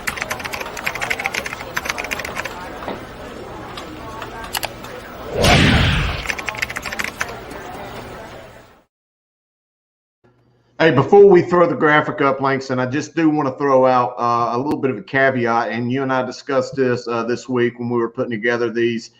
There are some teams that you might think should have been in the second Sweet 16, I think in fairness, we yielded towards some of the teams that are actually playing this week. So, you look at some of those teams that were dominant and wonder, hey, why ain't we in there? That's probably your reason why, but I'll certainly break them down with this second Sweet 16. Looking at it, starting right there from the top, A.L. Brown, 6-1, had a dominant 28-0 performance over Concord in the Bell game Friday night. I was there. Hats off to Concord, though. They came in there with a great defensive plan. That game probably could have been 56-0, but they played the Wonders pretty tight. South Point right there at 5-2. Their season is over due to the playoff brackets. Shelby 5-2. They will continue. I'm pretty sure they're going to rise into the Sweet 16 again. Burns, them as well. Mallard Creek, hey, we've talked about it all year, Grice, and you guys. Mallard Creek could still beat most of the teams in there without a week of practice. They could go in there and line up head-to-head. You got to recognize the Creek because they are a phenomenal team. Watauga 5-1 got that opening week game against not Mount Tabor. I forget who they played. Mount Pleasant. I think that's a team that could very well find themselves in a third round matchup with Shelby. So Mount Pleasant's a team that's going to rise. Statesville 6-1. They've got every opportunity to rise. Bunker Hill, we mentioned them. Salisbury, Ashe County. Monroe, all of these teams are teams that are playing this upcoming Friday night. Thomas Jefferson, Pine Lake Prep, West Lincoln, Alexander Central. Again, there's some teams in there like Chase, RS Central. Hey, we know you guys are good. You've had a phenomenal year, and I would feel really good lining you up against most of these teams. But I think we just kind of yielded more for the teams that are still playing because they deserve to be recognized too. Grice, any thoughts of that list? That's a good list. I mean, I think, shout out to Coach Brian Hampton, Piscopo, area guys up in Ashe County. That's got to be one of the first times they've been there in that list. Another conference championship, I think, gives them 3 straight. seeing Pollock Prep in there. Coach Trotter has done a phenomenal job this year. I think, really building that program up. I'm trying to think of some of the others by memory there, but definitely, cool to see some of the new faces in there. And like we said with South Point, I mean, their season being over and, they really didn't do anything wrong really in those, those 2 losses. So heartbreaking, but no, definitely a solid list. Like Chris said, even the teams that are in there are some quality teams. We get to rank 50 teams. Again, I say it every week when we do this. I mean, that just shows how deep the Charlotte region is. I mean, we could have ranked 50 teams and been very, very confident in those 50 teams we put out there because this region is what it is. It's pretty dadgum good in football. Let's take a look up East, Chris. What you got in Raleigh? All right, here's the Raleigh News and Observer Sweet 16 coming in number 1 for the 3rd week in a row. Rolesville 6-0, Cardinal Gibbons 6-0. Those are the 2 dominant teams. And let's just go ahead and throw in Cleveland 7-0. They're one of the top teams in that 3AA East bracket in the West. Apex Friendship. They've got Pinecrest Friday night. I can't wait for that game. Panther Creek 7-0, going to host Olympic. I really want to see how that goes down. Wake Forest 5-1. We haven't forgot about Coach Reggie Lucas and the Cougars. They still are a recent 3-time state champion, so they're going to have to be dealt with. Clayton at 6-1. Hillside, we've mentioned them tonight already. Princeton 7-0. They've got a huge game on the eastern side of the state against John Holmes. Coach Paul Harger, that's going to be a great game. Heritage is out, by the way. They are not in the playoffs, 4-2. Middle Creek's got a big game against Richmond County Friday night. Chapel Hill is in. Southern Durham is in. Millbrook will play Wake Forest Friday night. Leesville Road, they're still in it. And Greenhope, obviously, we've mentioned them. Dropped out. Holly Springs, they're also out of the playoffs, I believe. I don't want to be disrespectful, but I just got to say something. Mallard Creek. Oh, here we go. Mallard Creek would beat everybody on that list. I wouldn't because you have some guys again. If we were in the East, Wake Forest being that low, we would be pounding the drum very similar to Mallard Creek. I mean, how dangerous they are. We talk about Leesville Road at 15. I mean, I think they had a rocky start earlier, but Chris, who did they lose to? Gibbons maybe, and I can't remember who the other team. Who are we talking about? Talking about Leesville Road. Leesville Road lost to Gibbons, and they got beat really good by being smashed by Millbrook. And, and so you got some teams there that I think, again, Leesville made it last year. I mean, of course, they got smashed by Vance. So there's some quality teams there, Grant. I wouldn't go that far, but, I think that is a tough part. I'm not saying they're not good teams. I'm just saying there's a difference between good and, being great. Let's just be honest. Let's move forward, man. Hey, it's Grices Gems. We don't need no stinking music. Let's get in here. We're talking about Princeton 7-0 1A school out of Johnson County. Got to highlight my man, Jayden Brooks. Had 24 carries, 291 yards, 3 touchdowns, and a 58-27 win over previously unbeaten Rosewood. Yeah, they had a 7-0 regular season. I don't know the last time they've done that. What'd you say? We got to get an ID check on that guy. That guy looks like a man. I mean, he runs up right like Eric Dickerson. Hey, for the season, 11, 13, and 14 touchdowns, man. That was great to get it at 1A school in Johnston County on here. Let's go forward to Forest View. So they had a big win over Stuart Kramer, 45-19, and we are highlighting Jamarian Dawkins. He ran 22 times for 276 yards, completed 6 of 10 passes for 60 yards and a score. That was big out of Forest View. And again, they, it seems like they had a pretty good year. Jamarian Dawkins with a huge game here. Let's highlight him. Did we freeze up, Mason? Oh, there we go. Hope not. You freeze up? Man, it's not slow, is he? Yeah, it's like he's moonwalking right now. I think I can beat him. Still can't catch him, though. I don't care how slow it looks like he's going. Yeah. What are they playing? Are they playing at Catawba Ridge? Carolina School? Yeah. Catawba Ridge, beautiful stadium. Yeah, I get to my next guy. This is my favorite name on the Grices Gym. This is like one of the all-time names on here. He's got a good name. What's his name? So I can kind of get ready. All right, here we go. This is it, right? Yeah. Yep, here we go. So my favorite name, Mikey DePasquale out of Wake Forest. So he had, again, that is DePasquale. I had to learn that links to help. Thank you for the help there. He's a sophomore. I repeat, he is a sophomore. Had 18 carries for 243 yards and four touchdowns in a 48-35 win over Heritage. They actually played this game on Saturday. So big-time game there by Mikey DePasquale. Again, a sophomore with a big game over Heritage. Good stuff. Well, since it's frozen, hey, well, we'll highlight the last guy. Hopefully, we can show it. If not, at least let it be known. Yeah, the last guy, Sammy Pinckney out of East Rowan, had a school record 6 touchdowns and 393 yards. Yes, 393 yards in a 51-23 win over North Iredale. And that's the 31st. I'd love to look this up. Thanks to our stats team. Is the 31st most yards ever from a North Carolina public school athlete. So anytime you ball that well, we gotta recognize you here. So sorry we couldn't get your highlights shown. But again, as we talk, man, as we get into the playoffs, big time games, they need big time performances. So if you ball, you will get the call out here from Grices Gems. If you ball, you get the call. His segment so good, don't he? He's good at that. Yeah, he's going for a job, I think. All right, it's time for Kenzie. It's Kenzie time. Let's go. Where's Kenzie at? If it's Kenzie time, I'm somewhere. there you are. All right, and we're blacked out everywhere. I was like, what's going on? So Kenzie, I heard you interviewed one of my favorite players, and I talked about him last week. Who was it this week? You know, you got Elijah McWilliams, otherwise known as Mookie. He put the nail in the coffin against Vance, and, you know, you got to highlight that because, I mean, that's definitely been my favorite moment of the year. So. I know you were extremely hyped. Being an analyst, what does it feel like to not go to any other games outside of Huff? I've been to a lot of games outside of I'm just kidding. I'm kidding with you. That was good. Now, you know, that was good. That was good. He's probably the most underrated running back, like I said, that does not have an offer like where he should have. He is really good, and if they feed him, they'll win a state championship. I mean, he's really good.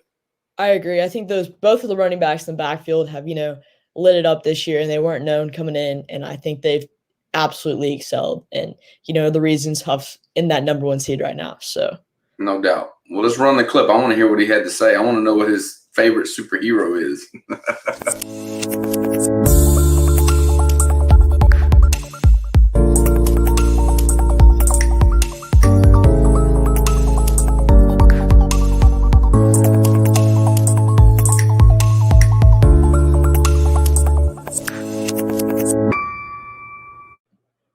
today we're here with Elijah McWilliams, Huff running back. Elijah, big game against Vance. You were the one with the 80-yard run to put the nail in the coffin. How did that feel? It feels great to be the nail in the coffin because, they counted me out all game and, they talked a lot of trash to me during, before, and after the game, But it feels amazing to be the one to shut them up and let them know that I can do that to them.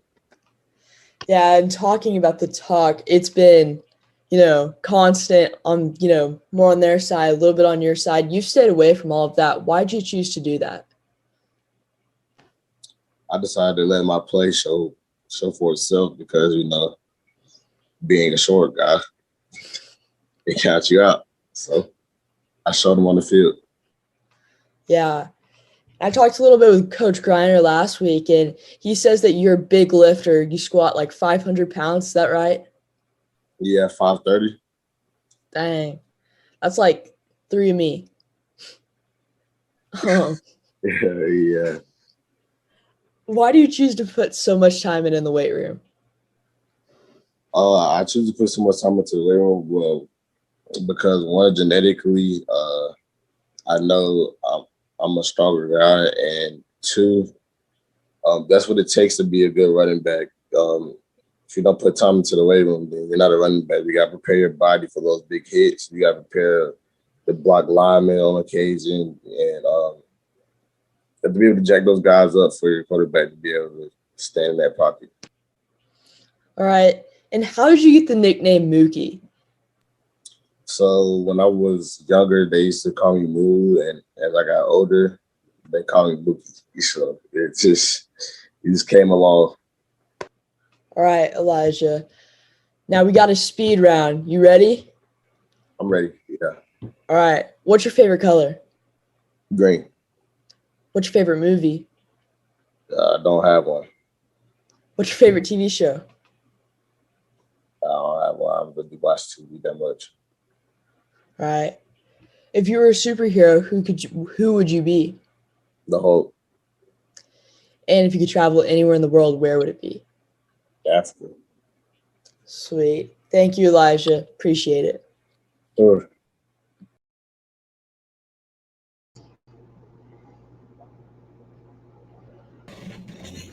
I love it.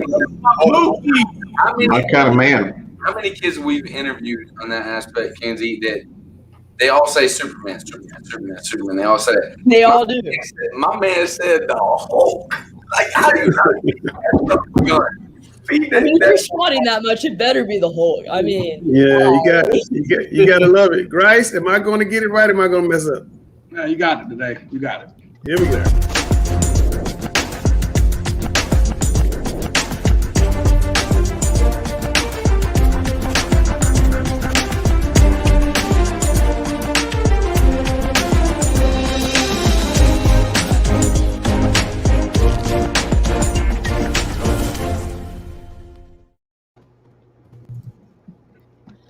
you know, we got Isaiah Trent out of Butler.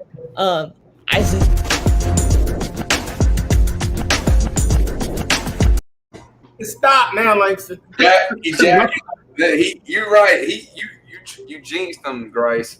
I think he did. What am I supposed to say? No, like it's not gonna work. Yeah, and then it would work. Oh, gotcha. Okay. No, I'm just kidding with you, man. I don't know what's going on with this thing. It did this a couple weeks ago. Let me try it again. It was something going on with the Grices Gems too. Like it was like yeah.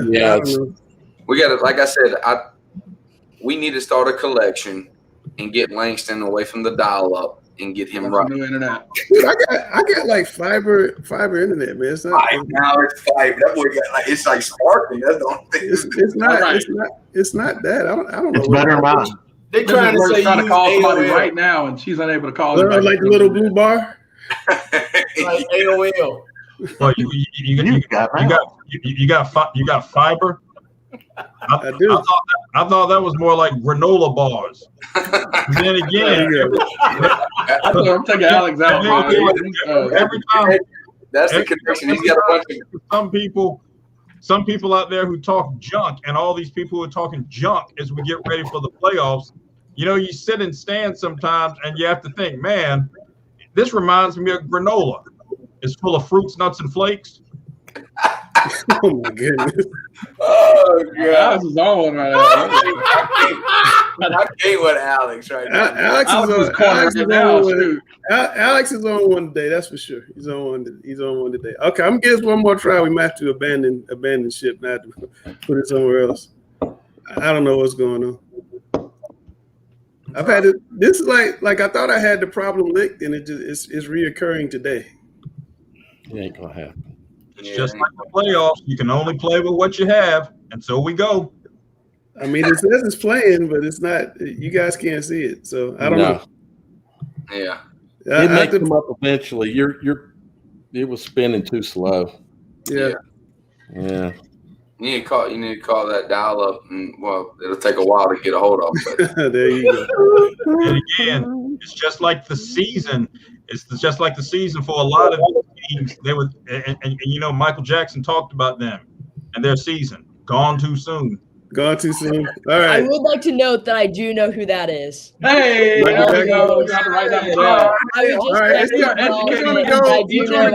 we're gonna go to gloom and doom and keep the show rolling.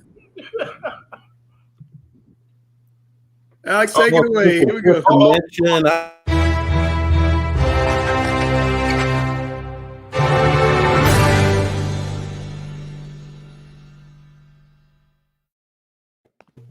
There's no gloom and doom here right now because we're here at the high school football playoffs, and you can only play who's in front of you, and we can only talk about the teams who are playing. So there's no gloom and doom here. Let's keep it rolling right here. So this first round that we got here, returning to school. I'm a little disappointed about this because we got too many students out there who thought that in remote learning that we weren't in school. Well, we are. This is school. So I can talk about that later. But as return to school, which one's got to go after Labor Day, January 2nd, or the Monday after spring break? Let's go to our distinguished, retired social studies educator emeritus, Mr. Gary Richmond. Start us off. Which one's got to go? I'm gonna say after Labor Day, because you realize you got 9 months left of going to school. Spring break, it's downhill, and everybody loves to go back to school after Christmas because you get to show off your new stuff, But the Tuesday after Labor Day, that's painful because you can't even see the light at the end of the tunnel the day after Labor Day. Dale. I love it, Gary, because as soon as you said, I'm thinking Labor Day too, for almost the same reasons. It just seems like it's too early in the year to have a break because, you just started going, no, I know, Kenzie, is a student you want to have. Never too early for a break, Dale. Do what now? It's never too early for a break. It's never too early for a break. I understand. But, it's like you just got going and now we're going to have a break. But, wow, it's a long time till the next break. So, yeah, I would say after Labor Day. Kenzie. I think after spring break's going to go because I think we should just end school at spring break. I mean, that's how I interpreted the question. All right. I'm going to be the contrarian here because I am a school administrator. Labor Day's got to stay. I mean, I'm sorry. We have to keep moving. And the name of the game is test scores. I mean, we have to stay. January 2nd has to stay. We have to keep going again in the name of test scores. That's the bottom line. Monday after spring break, no, we have to finish strong. We're on the upswing right here, all in the name of test scores. Bottom line, and we're gonna make it happen. So if I gotta get rid of one of them, I'll let January 2nd go in terms of just because you never know where the calendar is gonna fall, and that can make it kind of tough out of those. But no, Tuesday after Labor Day, the name of the game is student achievement. We got to roll. Spring break, we got to finish strong, get ready for EOCs. We got to roll. So and AP exams, we got to go. So let's move right along. All right, one's got to go. High school state championship sites on a college campus at the higher seed, rotating between the east and west. Which one of those is going? Dale, start us off. Well, when I read this, I'm seeing that rotating between east and west the way it used to be. There was good to that and bad to that. There's also the playing on the college campus is I think a great thing. I think the higher seed, because the higher seed's not necessarily the better team always. So out of these, I would chunk the higher seed. Kenzie? I agree with Dale. I think playing on a college campus is, one of the funnest things. I remember my freshman year, the site for the state softball tournament was at Bogle Field, which is the Arkansas Razorback softball stadium. And that was the reason. I mean, obviously state championship, but it was like you just play on Bogle Field. That's pretty cool. That's where the team you grew up watching plays. And so I think there's a lot of pride that goes with playing at a college stadium. So that has to stay. And then, I don't know, East and West, keep it, I guess. Gary? Like she said, the college campus, that's great. I think you should be let me reword that. I don't like the rotating basis between East and West because you could be the higher seed and still have to travel to a lower seed. I watched that process take place in the 80s and in the 90s, where you would have a great team from from Charlotte, and they would have to go down east and West Charlotte. Yeah, and all the tickets would be sold, and you couldn't get in, and the field was a mess. It was just always something that didn't sit right. So I'd get rid of the rotating bases. Higher seed has to go because every campus is not set up to host these events. Some are, some aren't. And that is what it is. It's obvious that Langston Wirtz spoke to everyone on this panel beforehand, except for me, because the college campus and the rotating between East and West would help meet Langston's desires to have greater balance, so he wouldn't get to talk so much about East teams having a quote-unquote home game in state championships, which Langston's never talked about, by the way. Or it would open for the possibility of beautiful facilities at places like UNC Charlotte and Davidson and Queens University and other greater Charlotte area venues hosting events, which Langston has talked about, by the way. But it also wouldn't make up, Jeff, we rotate between the East and West. Can we keep that in? That wouldn't make up for things that happened, like the 1987 state final, when Garner came all the way down to Memorial Stadium in Charlotte and put the wood to Harding 40-21. So if you can get it done, you can get it done if you're that good.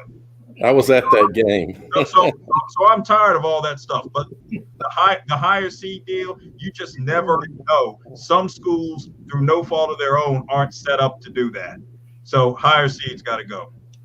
Anthony Barber, yes sir, Anthony Barber. What a running back! He had a great game versus Tommy Knox. Correct. Yeah, exactly. Well, that was Tommy's first time. Come on. That was his first time at the state championship. I mean, but then again, the most memorable part of that game was the old disco, the old disco carpet in the old press box at Memorial Stadium. But yeah, moving right along. All right, so one's got to go. The next sanctioned sport, which one shouldn't it be? What's got to go? Boys volleyball, competitive cheerleading, and field hockey. Kenzie, start us off. This one's hard because I feel competitive cheerleading has been around a long time. I think we've all seen, if you've watched cheer on Netflix, you know for a fact it's a real sport. Like, it's absolutely insane. I could never do what those girls do or those boys do. Shout out to them. So that's got to stay. I think field hockey and boys volleyball, though, are pretty upcoming. I think boys volleyball, I would like to see a sand volleyball variation to that. I think there's a lot of different options you could go with that. So I think boys volleyball has to go because I think there's so many different options that you could choose and vary it up a little bit. Gary? This one's easy for me. It's competitive cheer. Now that I don't have to work in the schools on a daily basis, there's so much drama attached to cheerleading. If you go to any public school AD and ask him the one thing that gives him the most trouble, it's the cheerleaders and finding a cheerleader coach. No cheerleader coach lasts more than 2 seasons. And it's just always drama attached to cheerleading. And so I think if you're going to keep score at it, it's going to be even worse for ADs and school administrators dealing with competitive cheer. So that's the one that would have to go for me. Yeah. Darn, Gary, why'd you have to throw that logic in there? Because I'm right there with Kansas. I think that from my view, cheerleading is a sport, and let me catch you, Dale. Let me catch you on that. Uh-huh. The federal government, Title IX, says cheerleading is not a sport. Okay. Because a lot of schools. Do you trust the government on everything? I'm just telling you what they say under Title IX. Cheerleading is not a sport because schools would use it to balance the ratio between males and females by not having a cut for cheerleaders. And it's not a very expensive sport. And so now go ahead. I have a hard for me, I think I'd like to see field hockey, remain.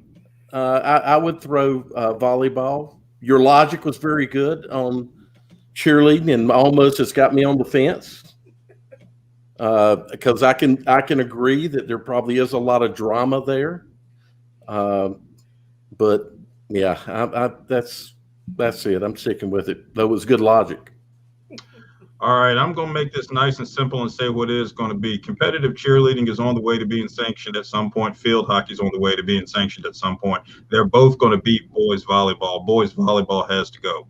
And to Gary's point about a cheerleading coach not lasting more than 2 years, I'd like to take this opportunity to commend Cardinal Gibbons High cheerleading coach Jennifer Marks, who has been Cardinal Gibbons' head cheerleading coach for 25 years. Wow.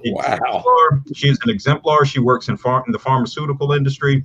She's a wife and mother and a mother of 5 and an absolutely lovely lady who has persevered, excelled in all that she does, and has led Cardinal Gibbons to 3 NCHSAA Carolina Cups in 2007, 2011, and 2015 in her 25 years as the Cardinal Gibbons cheerleading coach. So praise be Jennifer Marks. Congrats to her. God bless her. Yeah. All right. And the last I would always get tiger blood, cherry, and like raspberry stuff. It was great. No one likes smoothies are like healthy. I'm not looking for a healthy thing. I'm looking to indulge. Jerry.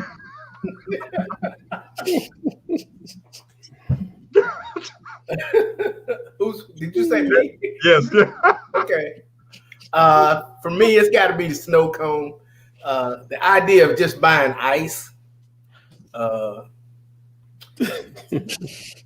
I just seem like a snow cone. The juice is gone, and all you're stuck with is crushed ice. So I'm gonna let snow cone go, and I can go with the milkshake and smoothies. Dale. Yeah. So when I saw this question, I'm like, "How is this even a question?" Snow cone's got to go because we all like milkshakes, and smoothies can be good too. Snow cones, they're good, but no. Get that out of here.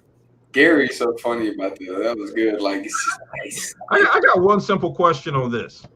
Why in the world am I going to pay money for some overpriced concoction when I can go get 8 packs of Kool-Aid at the grocery store, and I can make the Kool-Aid and I can pour it in a container and I can put it in the freezer and let it chill and get it nice and frosty and get a little bit of ice right there? Mm-hmm. And I got a snow cone. Where am I going to pay for that? Just because I can go to some stand as the truck in the neighborhood. Alex, come on, man. Because it's American. Now I will say this. I will say this. All right. If Addison Hughes is running her snow cone stand, I'll come patronize. I'll tell you what, I was so poor that our snow cones was putting Kool-Aid in the ice cubes and putting a toothpick in it. But we grew up so poor that we didn't even have brand name Kool-Aid. We had like the Food Line Kool-Aid. All right, it's time to go to the corner, find out who's in the Sweet 16 in Charlotte.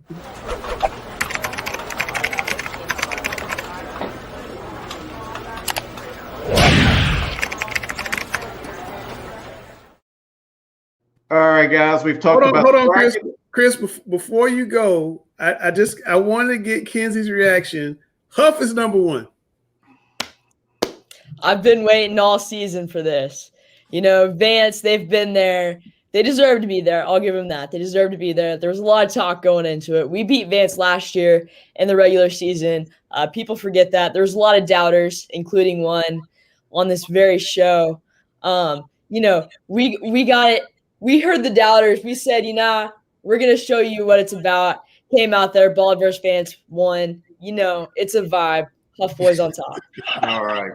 Hey. All right. I just had to get Kenzie's thoughts. Go ahead, Chris. Congrats, Kinsey, to all the students and athletes over at Huff. Congratulations. But, guys, we went over the brackets. We went over the other Sweet 16, the Raleigh, the second Sweet 16. Let's look at the big boys here tonight. Coming in number 1, Huff, obviously. They beat Vance, rightfully so, number 1 team in the state. But Vance ain't very far back, and we heard Coach Farabee tonight. I like his chances in a rematch. I'll throw it out there right now. If these 2 teams are on a collision course to play again, I think it's going to be a doozy of a ball game. Weddington right there. We had Coach Capone. Them guys are certainly right there in the mix as well. Here's where we go. Myers Park, they're still undefeated. Butler. That was a close ball game earlier in the year. I think Butler has greatly improved. Those two teams are knocking on the door, will be dangerous for anybody they face here moving forward in the playoffs. Richmond County 3-0. It's not that I think that they've taken a step back, because I certainly think they're incredible. Their roster is maybe the second best in the entire state. We just haven't seen them play in about 2 months, it seems. So, just kind of waiting to see the Raiders get back in action. They play Middle Creek Friday. I think it'll be a big win for them. Kings Mountain had the win over Crest, so you got them 7-8. Charlotte Catholic, they're still there. Ardrey-Kell, they had that huge win over Providence. High Brighton still right there. Providence, Maiden. Maiden's got a huge test Friday against Salisbury. Olympic, Lake Norman. Lake Norman, they might not be in the playoffs, but by golly, they're going to be in our Sweet 16. And wrapping it up with Hickory Ridge, who is a phenomenal team as well. All these teams phenomenal. Congratulations to all of you for being ranked at this part of the season. Got no issues with that Sweet 16. Oh, really? I think Kings Mountain maybe should be a little higher. They look dominant versus Chris. Who are you going to put them in front of? I'm not saying so good. Well, I love it. Chris gets so bad. I love it. I think Lake Norman could be a little hard. So I'm talking about everybody in the Sweet 16. Is all right. Interest of time, you guys argued a lot about cutting down the high school Heisman. Grice put together some stats. Let's run over real quick who made it. This is part 1. We cut down to 12. These are the first 6. Chris, you want to go through that real quick? All right, here's the top 12 of the Charlotte Observer High School Heisman watch list. These are some phenomenal young men, by the way. Coming in number 1, quarterback from Greenville Rose High School, Wade Jarman. Young man, he's got an arm. He's really good. Tate Carney, I think he just scored another touchdown somewhere. He's been a scoring machine all year long. Love that young man. Obviously, we've seen his brother play at Wake Forest. He comes from a pretty good bloodline of some athleticism. Their dad's like a big construction guy, a big beefy guy. I think that whole family is athletes, and it shows. Jacob Newman, number 3, Myers Park. Coach Harmon was smart to shift his offense towards a running game with Newman. So great job with Newman right there. Congratulations. Javoy Rice Wilson, defensive end, Kings Mountain. He sent me a message on Twitter this week thanking me for making sure he was on the roster. That shows me manners and that he's a good young man and he's been raised right. So congratulations to you, son. Marian Hampton, Cleveland running back. I've been watching that guy since he's the 9th grade. Scott Riley told me when he was a freshman to keep an eye out on him, and he was absolutely right. And Averion Cole, linebacker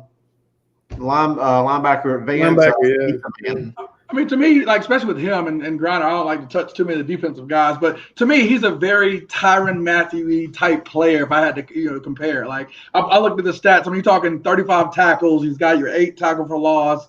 You got a punt return TD. I mean, he's always in the mix, whether it's, in the box, whether it's playing safety. He just is one of those versatile guys. I know in the game against us, I mean, he was everywhere. And I mean, I tell you what, that's how praise call him honey badger. I'm going to come back to you on the stats, guys. Look at the second 6. All right, let's look at the other half of it right here. Dalen Smothers, running back Vance, very, very good running back. I think he just scored a touchdown as well. Byron Brown, he's a junior, by the way, quarterback at Rollsville. I think he's big things are on the way. Brady Whitson has got the game Friday night against A.O. Brown. Remember, he torched them for 450 last year, had a phenomenal year. I think he's the 2nd or 3rd best statistical quarterback leader in the state. That's going to be a big game. Hezekiah Newby, running back, Eastern Guilford. Unfortunately, they're not still playing, or he'd still be putting up buku yardage. Travis Shaw, defensive lineman at Grimsley. He's somebody you got to take account for if you're an offensive coordinator. And there we got right there. Curtis Neal, the defensive lineman at Huff. That wraps up your top 12 Heisman watch list. That was Sam's special edition that he made me add in his kingship over the weekend. No, he's right. I mean, that's like you said. I mean, Curtis likes to tout himself as the best lineman in the nation. I mean, Sam said we can't have a thing without Curtis Neal. I was like, well, I mean, you're the star of the show. You want that? Guys, talk about some of these stats with these children. Yeah, we saw a lot of, kind of chatter over the last little bit about these guys, and, wanted to highlight some of the guys. I mean, you see up top, Byron Brown, as Chris alluded to, with Rollsville. I mean, you talk about 1,300 passing yards, 477 rush yards, and 22 total touchdowns. We talked about Tate Carney. I know he was a Grices Gems for that 8-touchdown game. He's got 24 total touchdowns and almost 1,400 yards. I mean, you talk about some great stats. Javarian Cole already alluded to. I think, with a lot of these defensive guys that Sam can allude to, like their impact is almost even as much as the stats. Some of that stuff can't be quantified. Marian Hampton, another running back, you're talking about 685 and 14 in only 5 games. Wade Jarman, that 72.7 completion percentage showed me, 23 touchdowns. He is accurate as I don't know what. One of the most accurate quarterbacks in the state.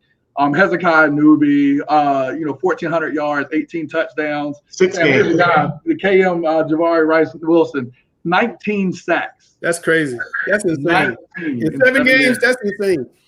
That's big time. 7 games. And then, of course, is Chris, the last one he referenced. I might have to get up to, where's that, Kannapolis? Kid. Yes, that kid, Brady Whitson there. 1877 as far as pass yards, 61% completion percentage as many times as he throws it, 24 touchdowns, almost 700 rushing yards, and 13 touchdowns. That was a video. He's a walking video game. That's what I'm saying. Some of these guys may not know the names, but the stats there really echo the type of kid that they are. And I'm glad that we have guys that reference our entire state. And so, I think that's important just to show that. Speaking of stats, there's a question in Coach versus Coach. I'm really anxious to hear you guys debate. So let's go to Coach versus Coach.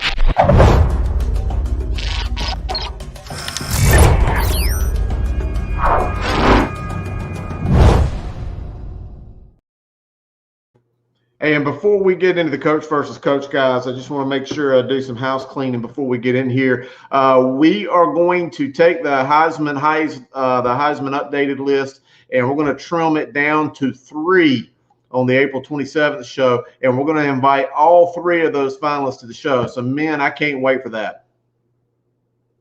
That's going to be huge. I don't know. There's going to be some arguing. I might call, Sam, a guy with horrible hair or something crazy, and his beard's less than mine or something without arguing. We got a lot of guys to the debate. He's going to want it to be all defensive guys, and I'm going to want it to be all quarterbacks.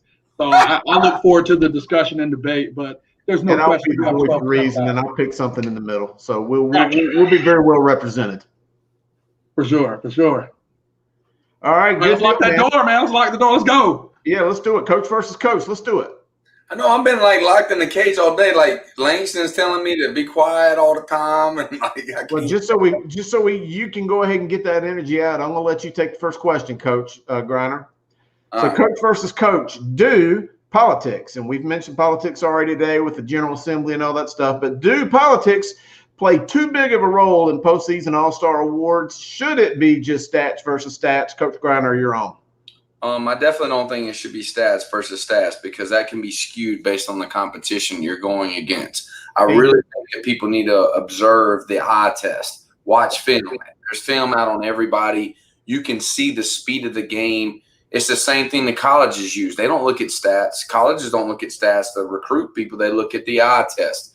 The eye test is so important. So I don't think it's really there's politics in everything you do, but I don't think it plays a huge role. I think it's just some people know, this guy's getting recruited by 15 Division I schools, and he passes the eye test and his team's winning. It's pretty obvious he's going to have a chance to win some type of awards. But if you go against a guy that maybe had 25 touchdowns, another guy that had 17 touchdowns, but that kid on film was totally different than the 25, just based on the competition, then it shouldn't be stat versus stat. Or I'll just go to the smallest school possible with the easiest schedule and then try to stat it up. That's the whole key. It's got nothing to do with that. Greiner, I get to take one of your favorite phrases here. See, you didn't answer the question. You're straddled between yes, you're straddled between no. Politics, unfortunately, do play too big a role in the postseason All-Star Awards. And that's, I think, where you get a lot of the distrust when it comes out to different schools, different entities creating their awards. I think, one thing that I think we strive to do, especially with the knowledge of someone like Chris Hughes, bringing in Langston, bringing in a lot of different voices, helps to make sure we capture everything going on in the state. And I think a lot of times too many awards are too, certain, specific area. Like for us, people try to claim that we're too Charlotte specific or too Charlotte centric. That's one reason I know whether it's Gems, whether it's whatever, we try to highlight different areas because we know we've seen Dalen Smothers. We know what he can do. We've seen Tad Hudson. We've seen, Xavier Brown. We've seen all of these guys in these big time areas, big time schools, but there are guys in other areas that are doing big things, and so I think politics do play too big a role. And there's some guys putting up numbers. And that was exactly why we wanted to put out the stats today. Chris had mentioned these guys. I went there, wanted to do the research, and you see that between film and stats, guys are putting up numbers, even if they don't have a zip code that's in the Charlotte area. Yeah, no doubt. They're on the list and they're competing. Like the kid from Davie County, he's got a legit chance of winning this whole deal. He's the only offensive guy that I think that is just superior in that Heisman race on the offense side of the ball. I think his defense all the way, like I said earlier. But the fact that he's not playing anymore, they're not in the playoffs, is that going to hurt him going down in the next few weeks? 100% it will. Yeah. And just to add on to what you guys said, and both of you made some really good points, but for someone who is involved with the media and with some of these postseason awards, whether it's the Shrine Bowl or stuff, coaches are absolutely politicking. I get phone calls all the time. Hey, man, I need this guy in. I need that guy in. So politics absolutely 100% are a part of it. But, Grice, you're right. It shouldn't be. But, it just kind of is what it is, gentlemen. There's politics and everything, but I don't think that decides. I think the people that win these things, like, legit earned it. Like, Power Eccles, when he won certain things, he was legit. When the quarterback that just went to Carolina that I think is the best, Drake May, I think he won some. Like, it goes pretty good. And then especially in the conferences, when you do talk about player of the year for each conference, it's really detailed out and, fault upon the coaches. And it normally everybody agrees on the same guy. I really do think that. But, man, I have been in some all conference or meetings where coaches blackballed other coaches, and, they were on the phone ahead of time saying, we will not pick this guy. So there's very much politics involved. Right. And it shouldn't be. That's outside of where we're from then. You're screwing kids when it gets to that point. All right, Coach Grice, you're up first on this one. Coach versus coach round 2. We're seeing a rash of NBA injuries after a short off season. Are you concerned about this for fall football upcoming? Actually, no. I think where the injuries from that I've saw that would hit would be with the start and stop before actually this season. I think the fact that we've had 5 or 6 games where it wasn't a full season, more so a shortened season, and then you get an off season kind of to be able to rest, but not completely get away, and we're able to kind of get the strength and conditioning this off season that we sorely missed the off season before. So I don't think this fall will have the injuries. To start this year, we had injuries like none other. You talk about ankle fractures. I had my starting quarterback for all of 3 games this year completely healthy. Talk about another starter, dislocated elbow, multiple other starters with fractures and knee injuries and all those soft tissue injuries that come from a lack of exercise and a lack of proper strength and conditioning for a season. I think that going into this season, you won't see as many injuries. I think you'll see guys adequately prepared to play a full now 10-game season instead of 11. So I think we'll be a lot better and guys will be a lot more prepared. Garner, what you got? Well, his point was pretty good, but the aspect is this. I think that we've already seen injuries that are affected because we just played in the spring. And so I think it is a concern for me. Someone that normally, like say they lost, they played the first game and they tore an ACL. Well, they're not losing just that season. They're losing the fall season as well. So like major injuries, that's a concern to me because these kids lose 2 years of eligibility because of one injury, and that's kind of like the difference. Normally you have a whole year to get back and recover, and you might miss just that season you got hurt in, but you'll be back the following season. That's the one thing we're missing that's hurting kids. Do either of you think that there's any certain position groups that are more prone to injuries, whether it be the linemen, the kickers, the skilled guys, or anything like that? No, I would have to go lineman if I did. I think there's more of an outlet, with 7-on-7 for receivers to be moderately, active, if you will. But it's not as many options for the big uglies down there to get that trench work and be able to kind of hone their skills as much. So I know I'm concerned, especially with my group, with my O-linemen, to make sure that they're truly in shape and that they kind of don't really lose some of the gains that they kind of made this year. Yeah, there's a lot of kids like during this COVID gained tons of weight, like excessive weight, and that was a concern coming in. It's just that those people that got hurt, like a lot of them got hurt, and they're out for the fall as well, so you don't get to see the progress. So it's kind of sad. But, yeah, I totally agree. All right, let's go to coach versus coach round number 3. Coach Griner, you're going to be up for this one as soon as we get the question up on the screen. How much is officiating affecting the game this year? And worried if we continue to keep losing officials, will things get worse? Coach Grice, you're up. Coach Griner, you're up. I'm here so I don't get fined. I'm here so I don't get fined. So I like that I'm one. here so I don't get fined. Grice, you can go. So I'll take it from a different avenue. So I've spoken to some officials. I think that there needs to be a shift. So we do know, we have a problem. Again, I'll try to be solutions oriented with this. We have a problem. We don't have as many experienced officials. I think that with leadership, when kind of addressing this situation, should more so focus on training. So I know, and I've talked with enough officials that tell me all the time that there are a rash of missed calls, or we're in a game and things didn't go the way they should because of an official, to send that into, I think, schedule. I can't remember his last name. I know his name Rodney is we always refer to. So send that in. And a lot of officials tell me they have weekly training where they go over those missed calls on a weekly basis to kind of build training, kind of help these referees understand what they should do.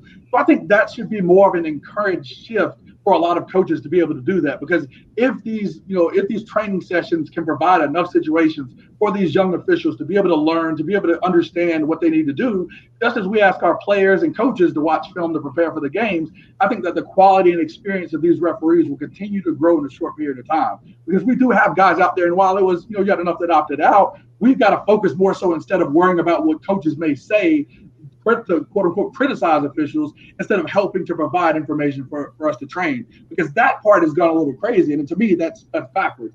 When we know that the quality of officials and officiating has gone down, that's inarguable.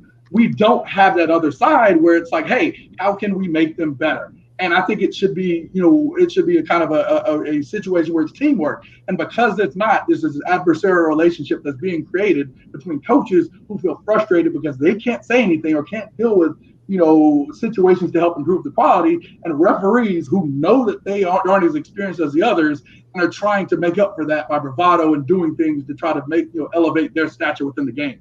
This is a powder keg, and that could only explode in a negative way.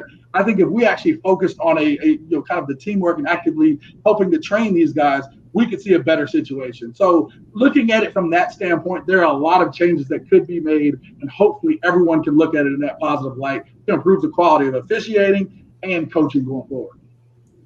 I would like to know one, like, if someone could run the numbers, if we pay these officials $50 more a game, like, how much would that cost for a whole season? You see what I'm saying? Like, something like that. I would like to know that, because I think that they are underpaid, just like the coaches are underpaid. And me and Dale were arguing, back and forth not too long ago about this. And, I think that things can improve, just like we always had to adapt to the coaching world. Like, if you do bad 3 years, you're getting jeopardized. You got to, get away from your job as a coach. You got to move on and do something different. Like, you don't have a long span to improve. And so, officiating is going to definitely improve, I think, if we raise the prices, because it'll be competitive of people wanting to, get training and to be a part of it, to get the games, to get signed up for games. So I think that that's something we definitely can do in the future. Yeah, guys, I wanted to chime in simply because I know on Saturday we all had a very heated texting about this situation because of what we witnessed in the Vance game. 17 offensive penalties. Now, Vance was guilty of quite a few of them, but I don't think they were guilty of all of them, in that officials have to show some discretion when calling penalties. Is it advantage, disadvantage? Does it affect the outcome of the play? Now, pre-snap penalties is a penalty. I mean, there's nothing you can do about jumping off sides as far as official. You can't ignore that. But they were calling things that veteran officials don't call. But from the coaching standpoint, I would like a lot more coaches to take the attitude of not blaming officials for the outcome of a game. I see so many coaches on Twitter talking about the officiating. We wouldn't have lost hadn't it been for the officials or this or that. And I think you build a victim mentality when you blame losing on officiating. I also think you teach kids that I don't have to be accountable for how I play if I just blame the officials for my negative play. And, I hate to see these coaches going on Twitter and blaming officiating. It does get bad sometimes, but that's a part of adversity. That's the human element of all sports. You have to play on the road. You have to play in adverse situations. And sometimes officiating is a part of that adverse situation. So I think it's a learning tool that coaches can use for their players. Hey, we're not going to be the victim, and we're going to hold ourselves accountable how we play. You know, it's easier to do in basketball because you're always telling the kids, okay, you got to judge the officiating. If they're going to call it close, you can't get close. You can't be physical. It's harder with football because most errors are errors of action as opposed to being too close or advantage, disadvantage. Hey, I've got some food for thought here, and this is kind of a serious question to you guys, especially maybe a Grice or a Griner. You know, it's well documented that the NCHSAA needs officials. Coach Mark Dreibel speaks about it. Q Tucker, they've had commercials on TV about it. I think they're even waiving the registration fees. It's also been documented that, you know, former players and even former coach sometimes makes the best officials because they understand the game, the rules, the speed of the game, so on and so forth. Would you, as coaches, maybe as you wrap up your coaching career and move on to the next phase, would you consider being an official? Because, you know, I've done baseball officiating, and, you know, I've even thought about becoming an official just because I understand how much they need them. But what do you guys, as former athletes, former players, former coaches, think? Would you, at some point in your career, transition to want to become an official just to help the game? No. Yeah, absolutely. Absolutely. It's something I would love to do if I couldn't coach anymore. And again, like I said, I have friends that are. And I mean, I think their biggest thing is that they want to stay close to the game that we all love. And I mean, I think it's a situation, if I couldn't do what I can, and you guys know me, I coach youth ball, 7-on-7, JV, varsity. I coach every possible thing I can. I love this game enough that if I can't do that and impact the game and these young men by coaching, I'll do it on the end of correction and whatever needs to be done. So I'm appreciative of these guys. I know a lot of them, and they see a lot of me. So I would definitely do that. Yeah, I think the referee thing, we have to stop being so abusive to referees. They don't want to go do their job, and that's coaches. And I know you guys are talking this week about, you know, they need to do their job. But if you're abusive to them, they're going to stop coming, and we're not going to be able to play. I'm going to leave it with that, Sam, with real heavy final thoughts. With that, that's a great time to leave me heavy right now. But one thing I want to say, my favorite show is coming on tonight. I want everybody to check it out because not many people know about it. It's called The Chosen. The Chosen is it's free. You can download the app or whatnot, but it's the best rendition of the Gospels I've ever seen. They had first season. It was phenomenal. They just started the second season. They're on episode 2 tonight. But it's just a really good aspect of, like, you know, it's hard to understand the Bible a lot of times, but if you're really interested in it, The Chosen is a phenomenal series to watch. Go check it out. All right. Kinsey, 30 seconds. CMS is having in-person graduation. 2 guests per student. Ceremonies at Bojangles, Ovens, Convention Center. They will be live streamed. Your thoughts, real quick, 30 seconds. I mean, I'm glad they let us have, you know, something normal. I mean, you know, we're back in person. We can't have a prom. So, you know, I really thought they were going to cancel graduation because that's kind of been their mood all year. But, no, good for us for having a little bit of normalcy. You know, I think I deserve it. So, you know, good for them for finally making a good decision. Absolutely. Well, there you go. I'm Langston. That's Chris. That's Grice. That's Coach Grinder. That's Miss Kinsey. That's Dale. That's Alex. That's Gary Richmond. We are talking preps. We'll see you next Tuesday at 8. And I promise we won't be this heavy. We can't help it.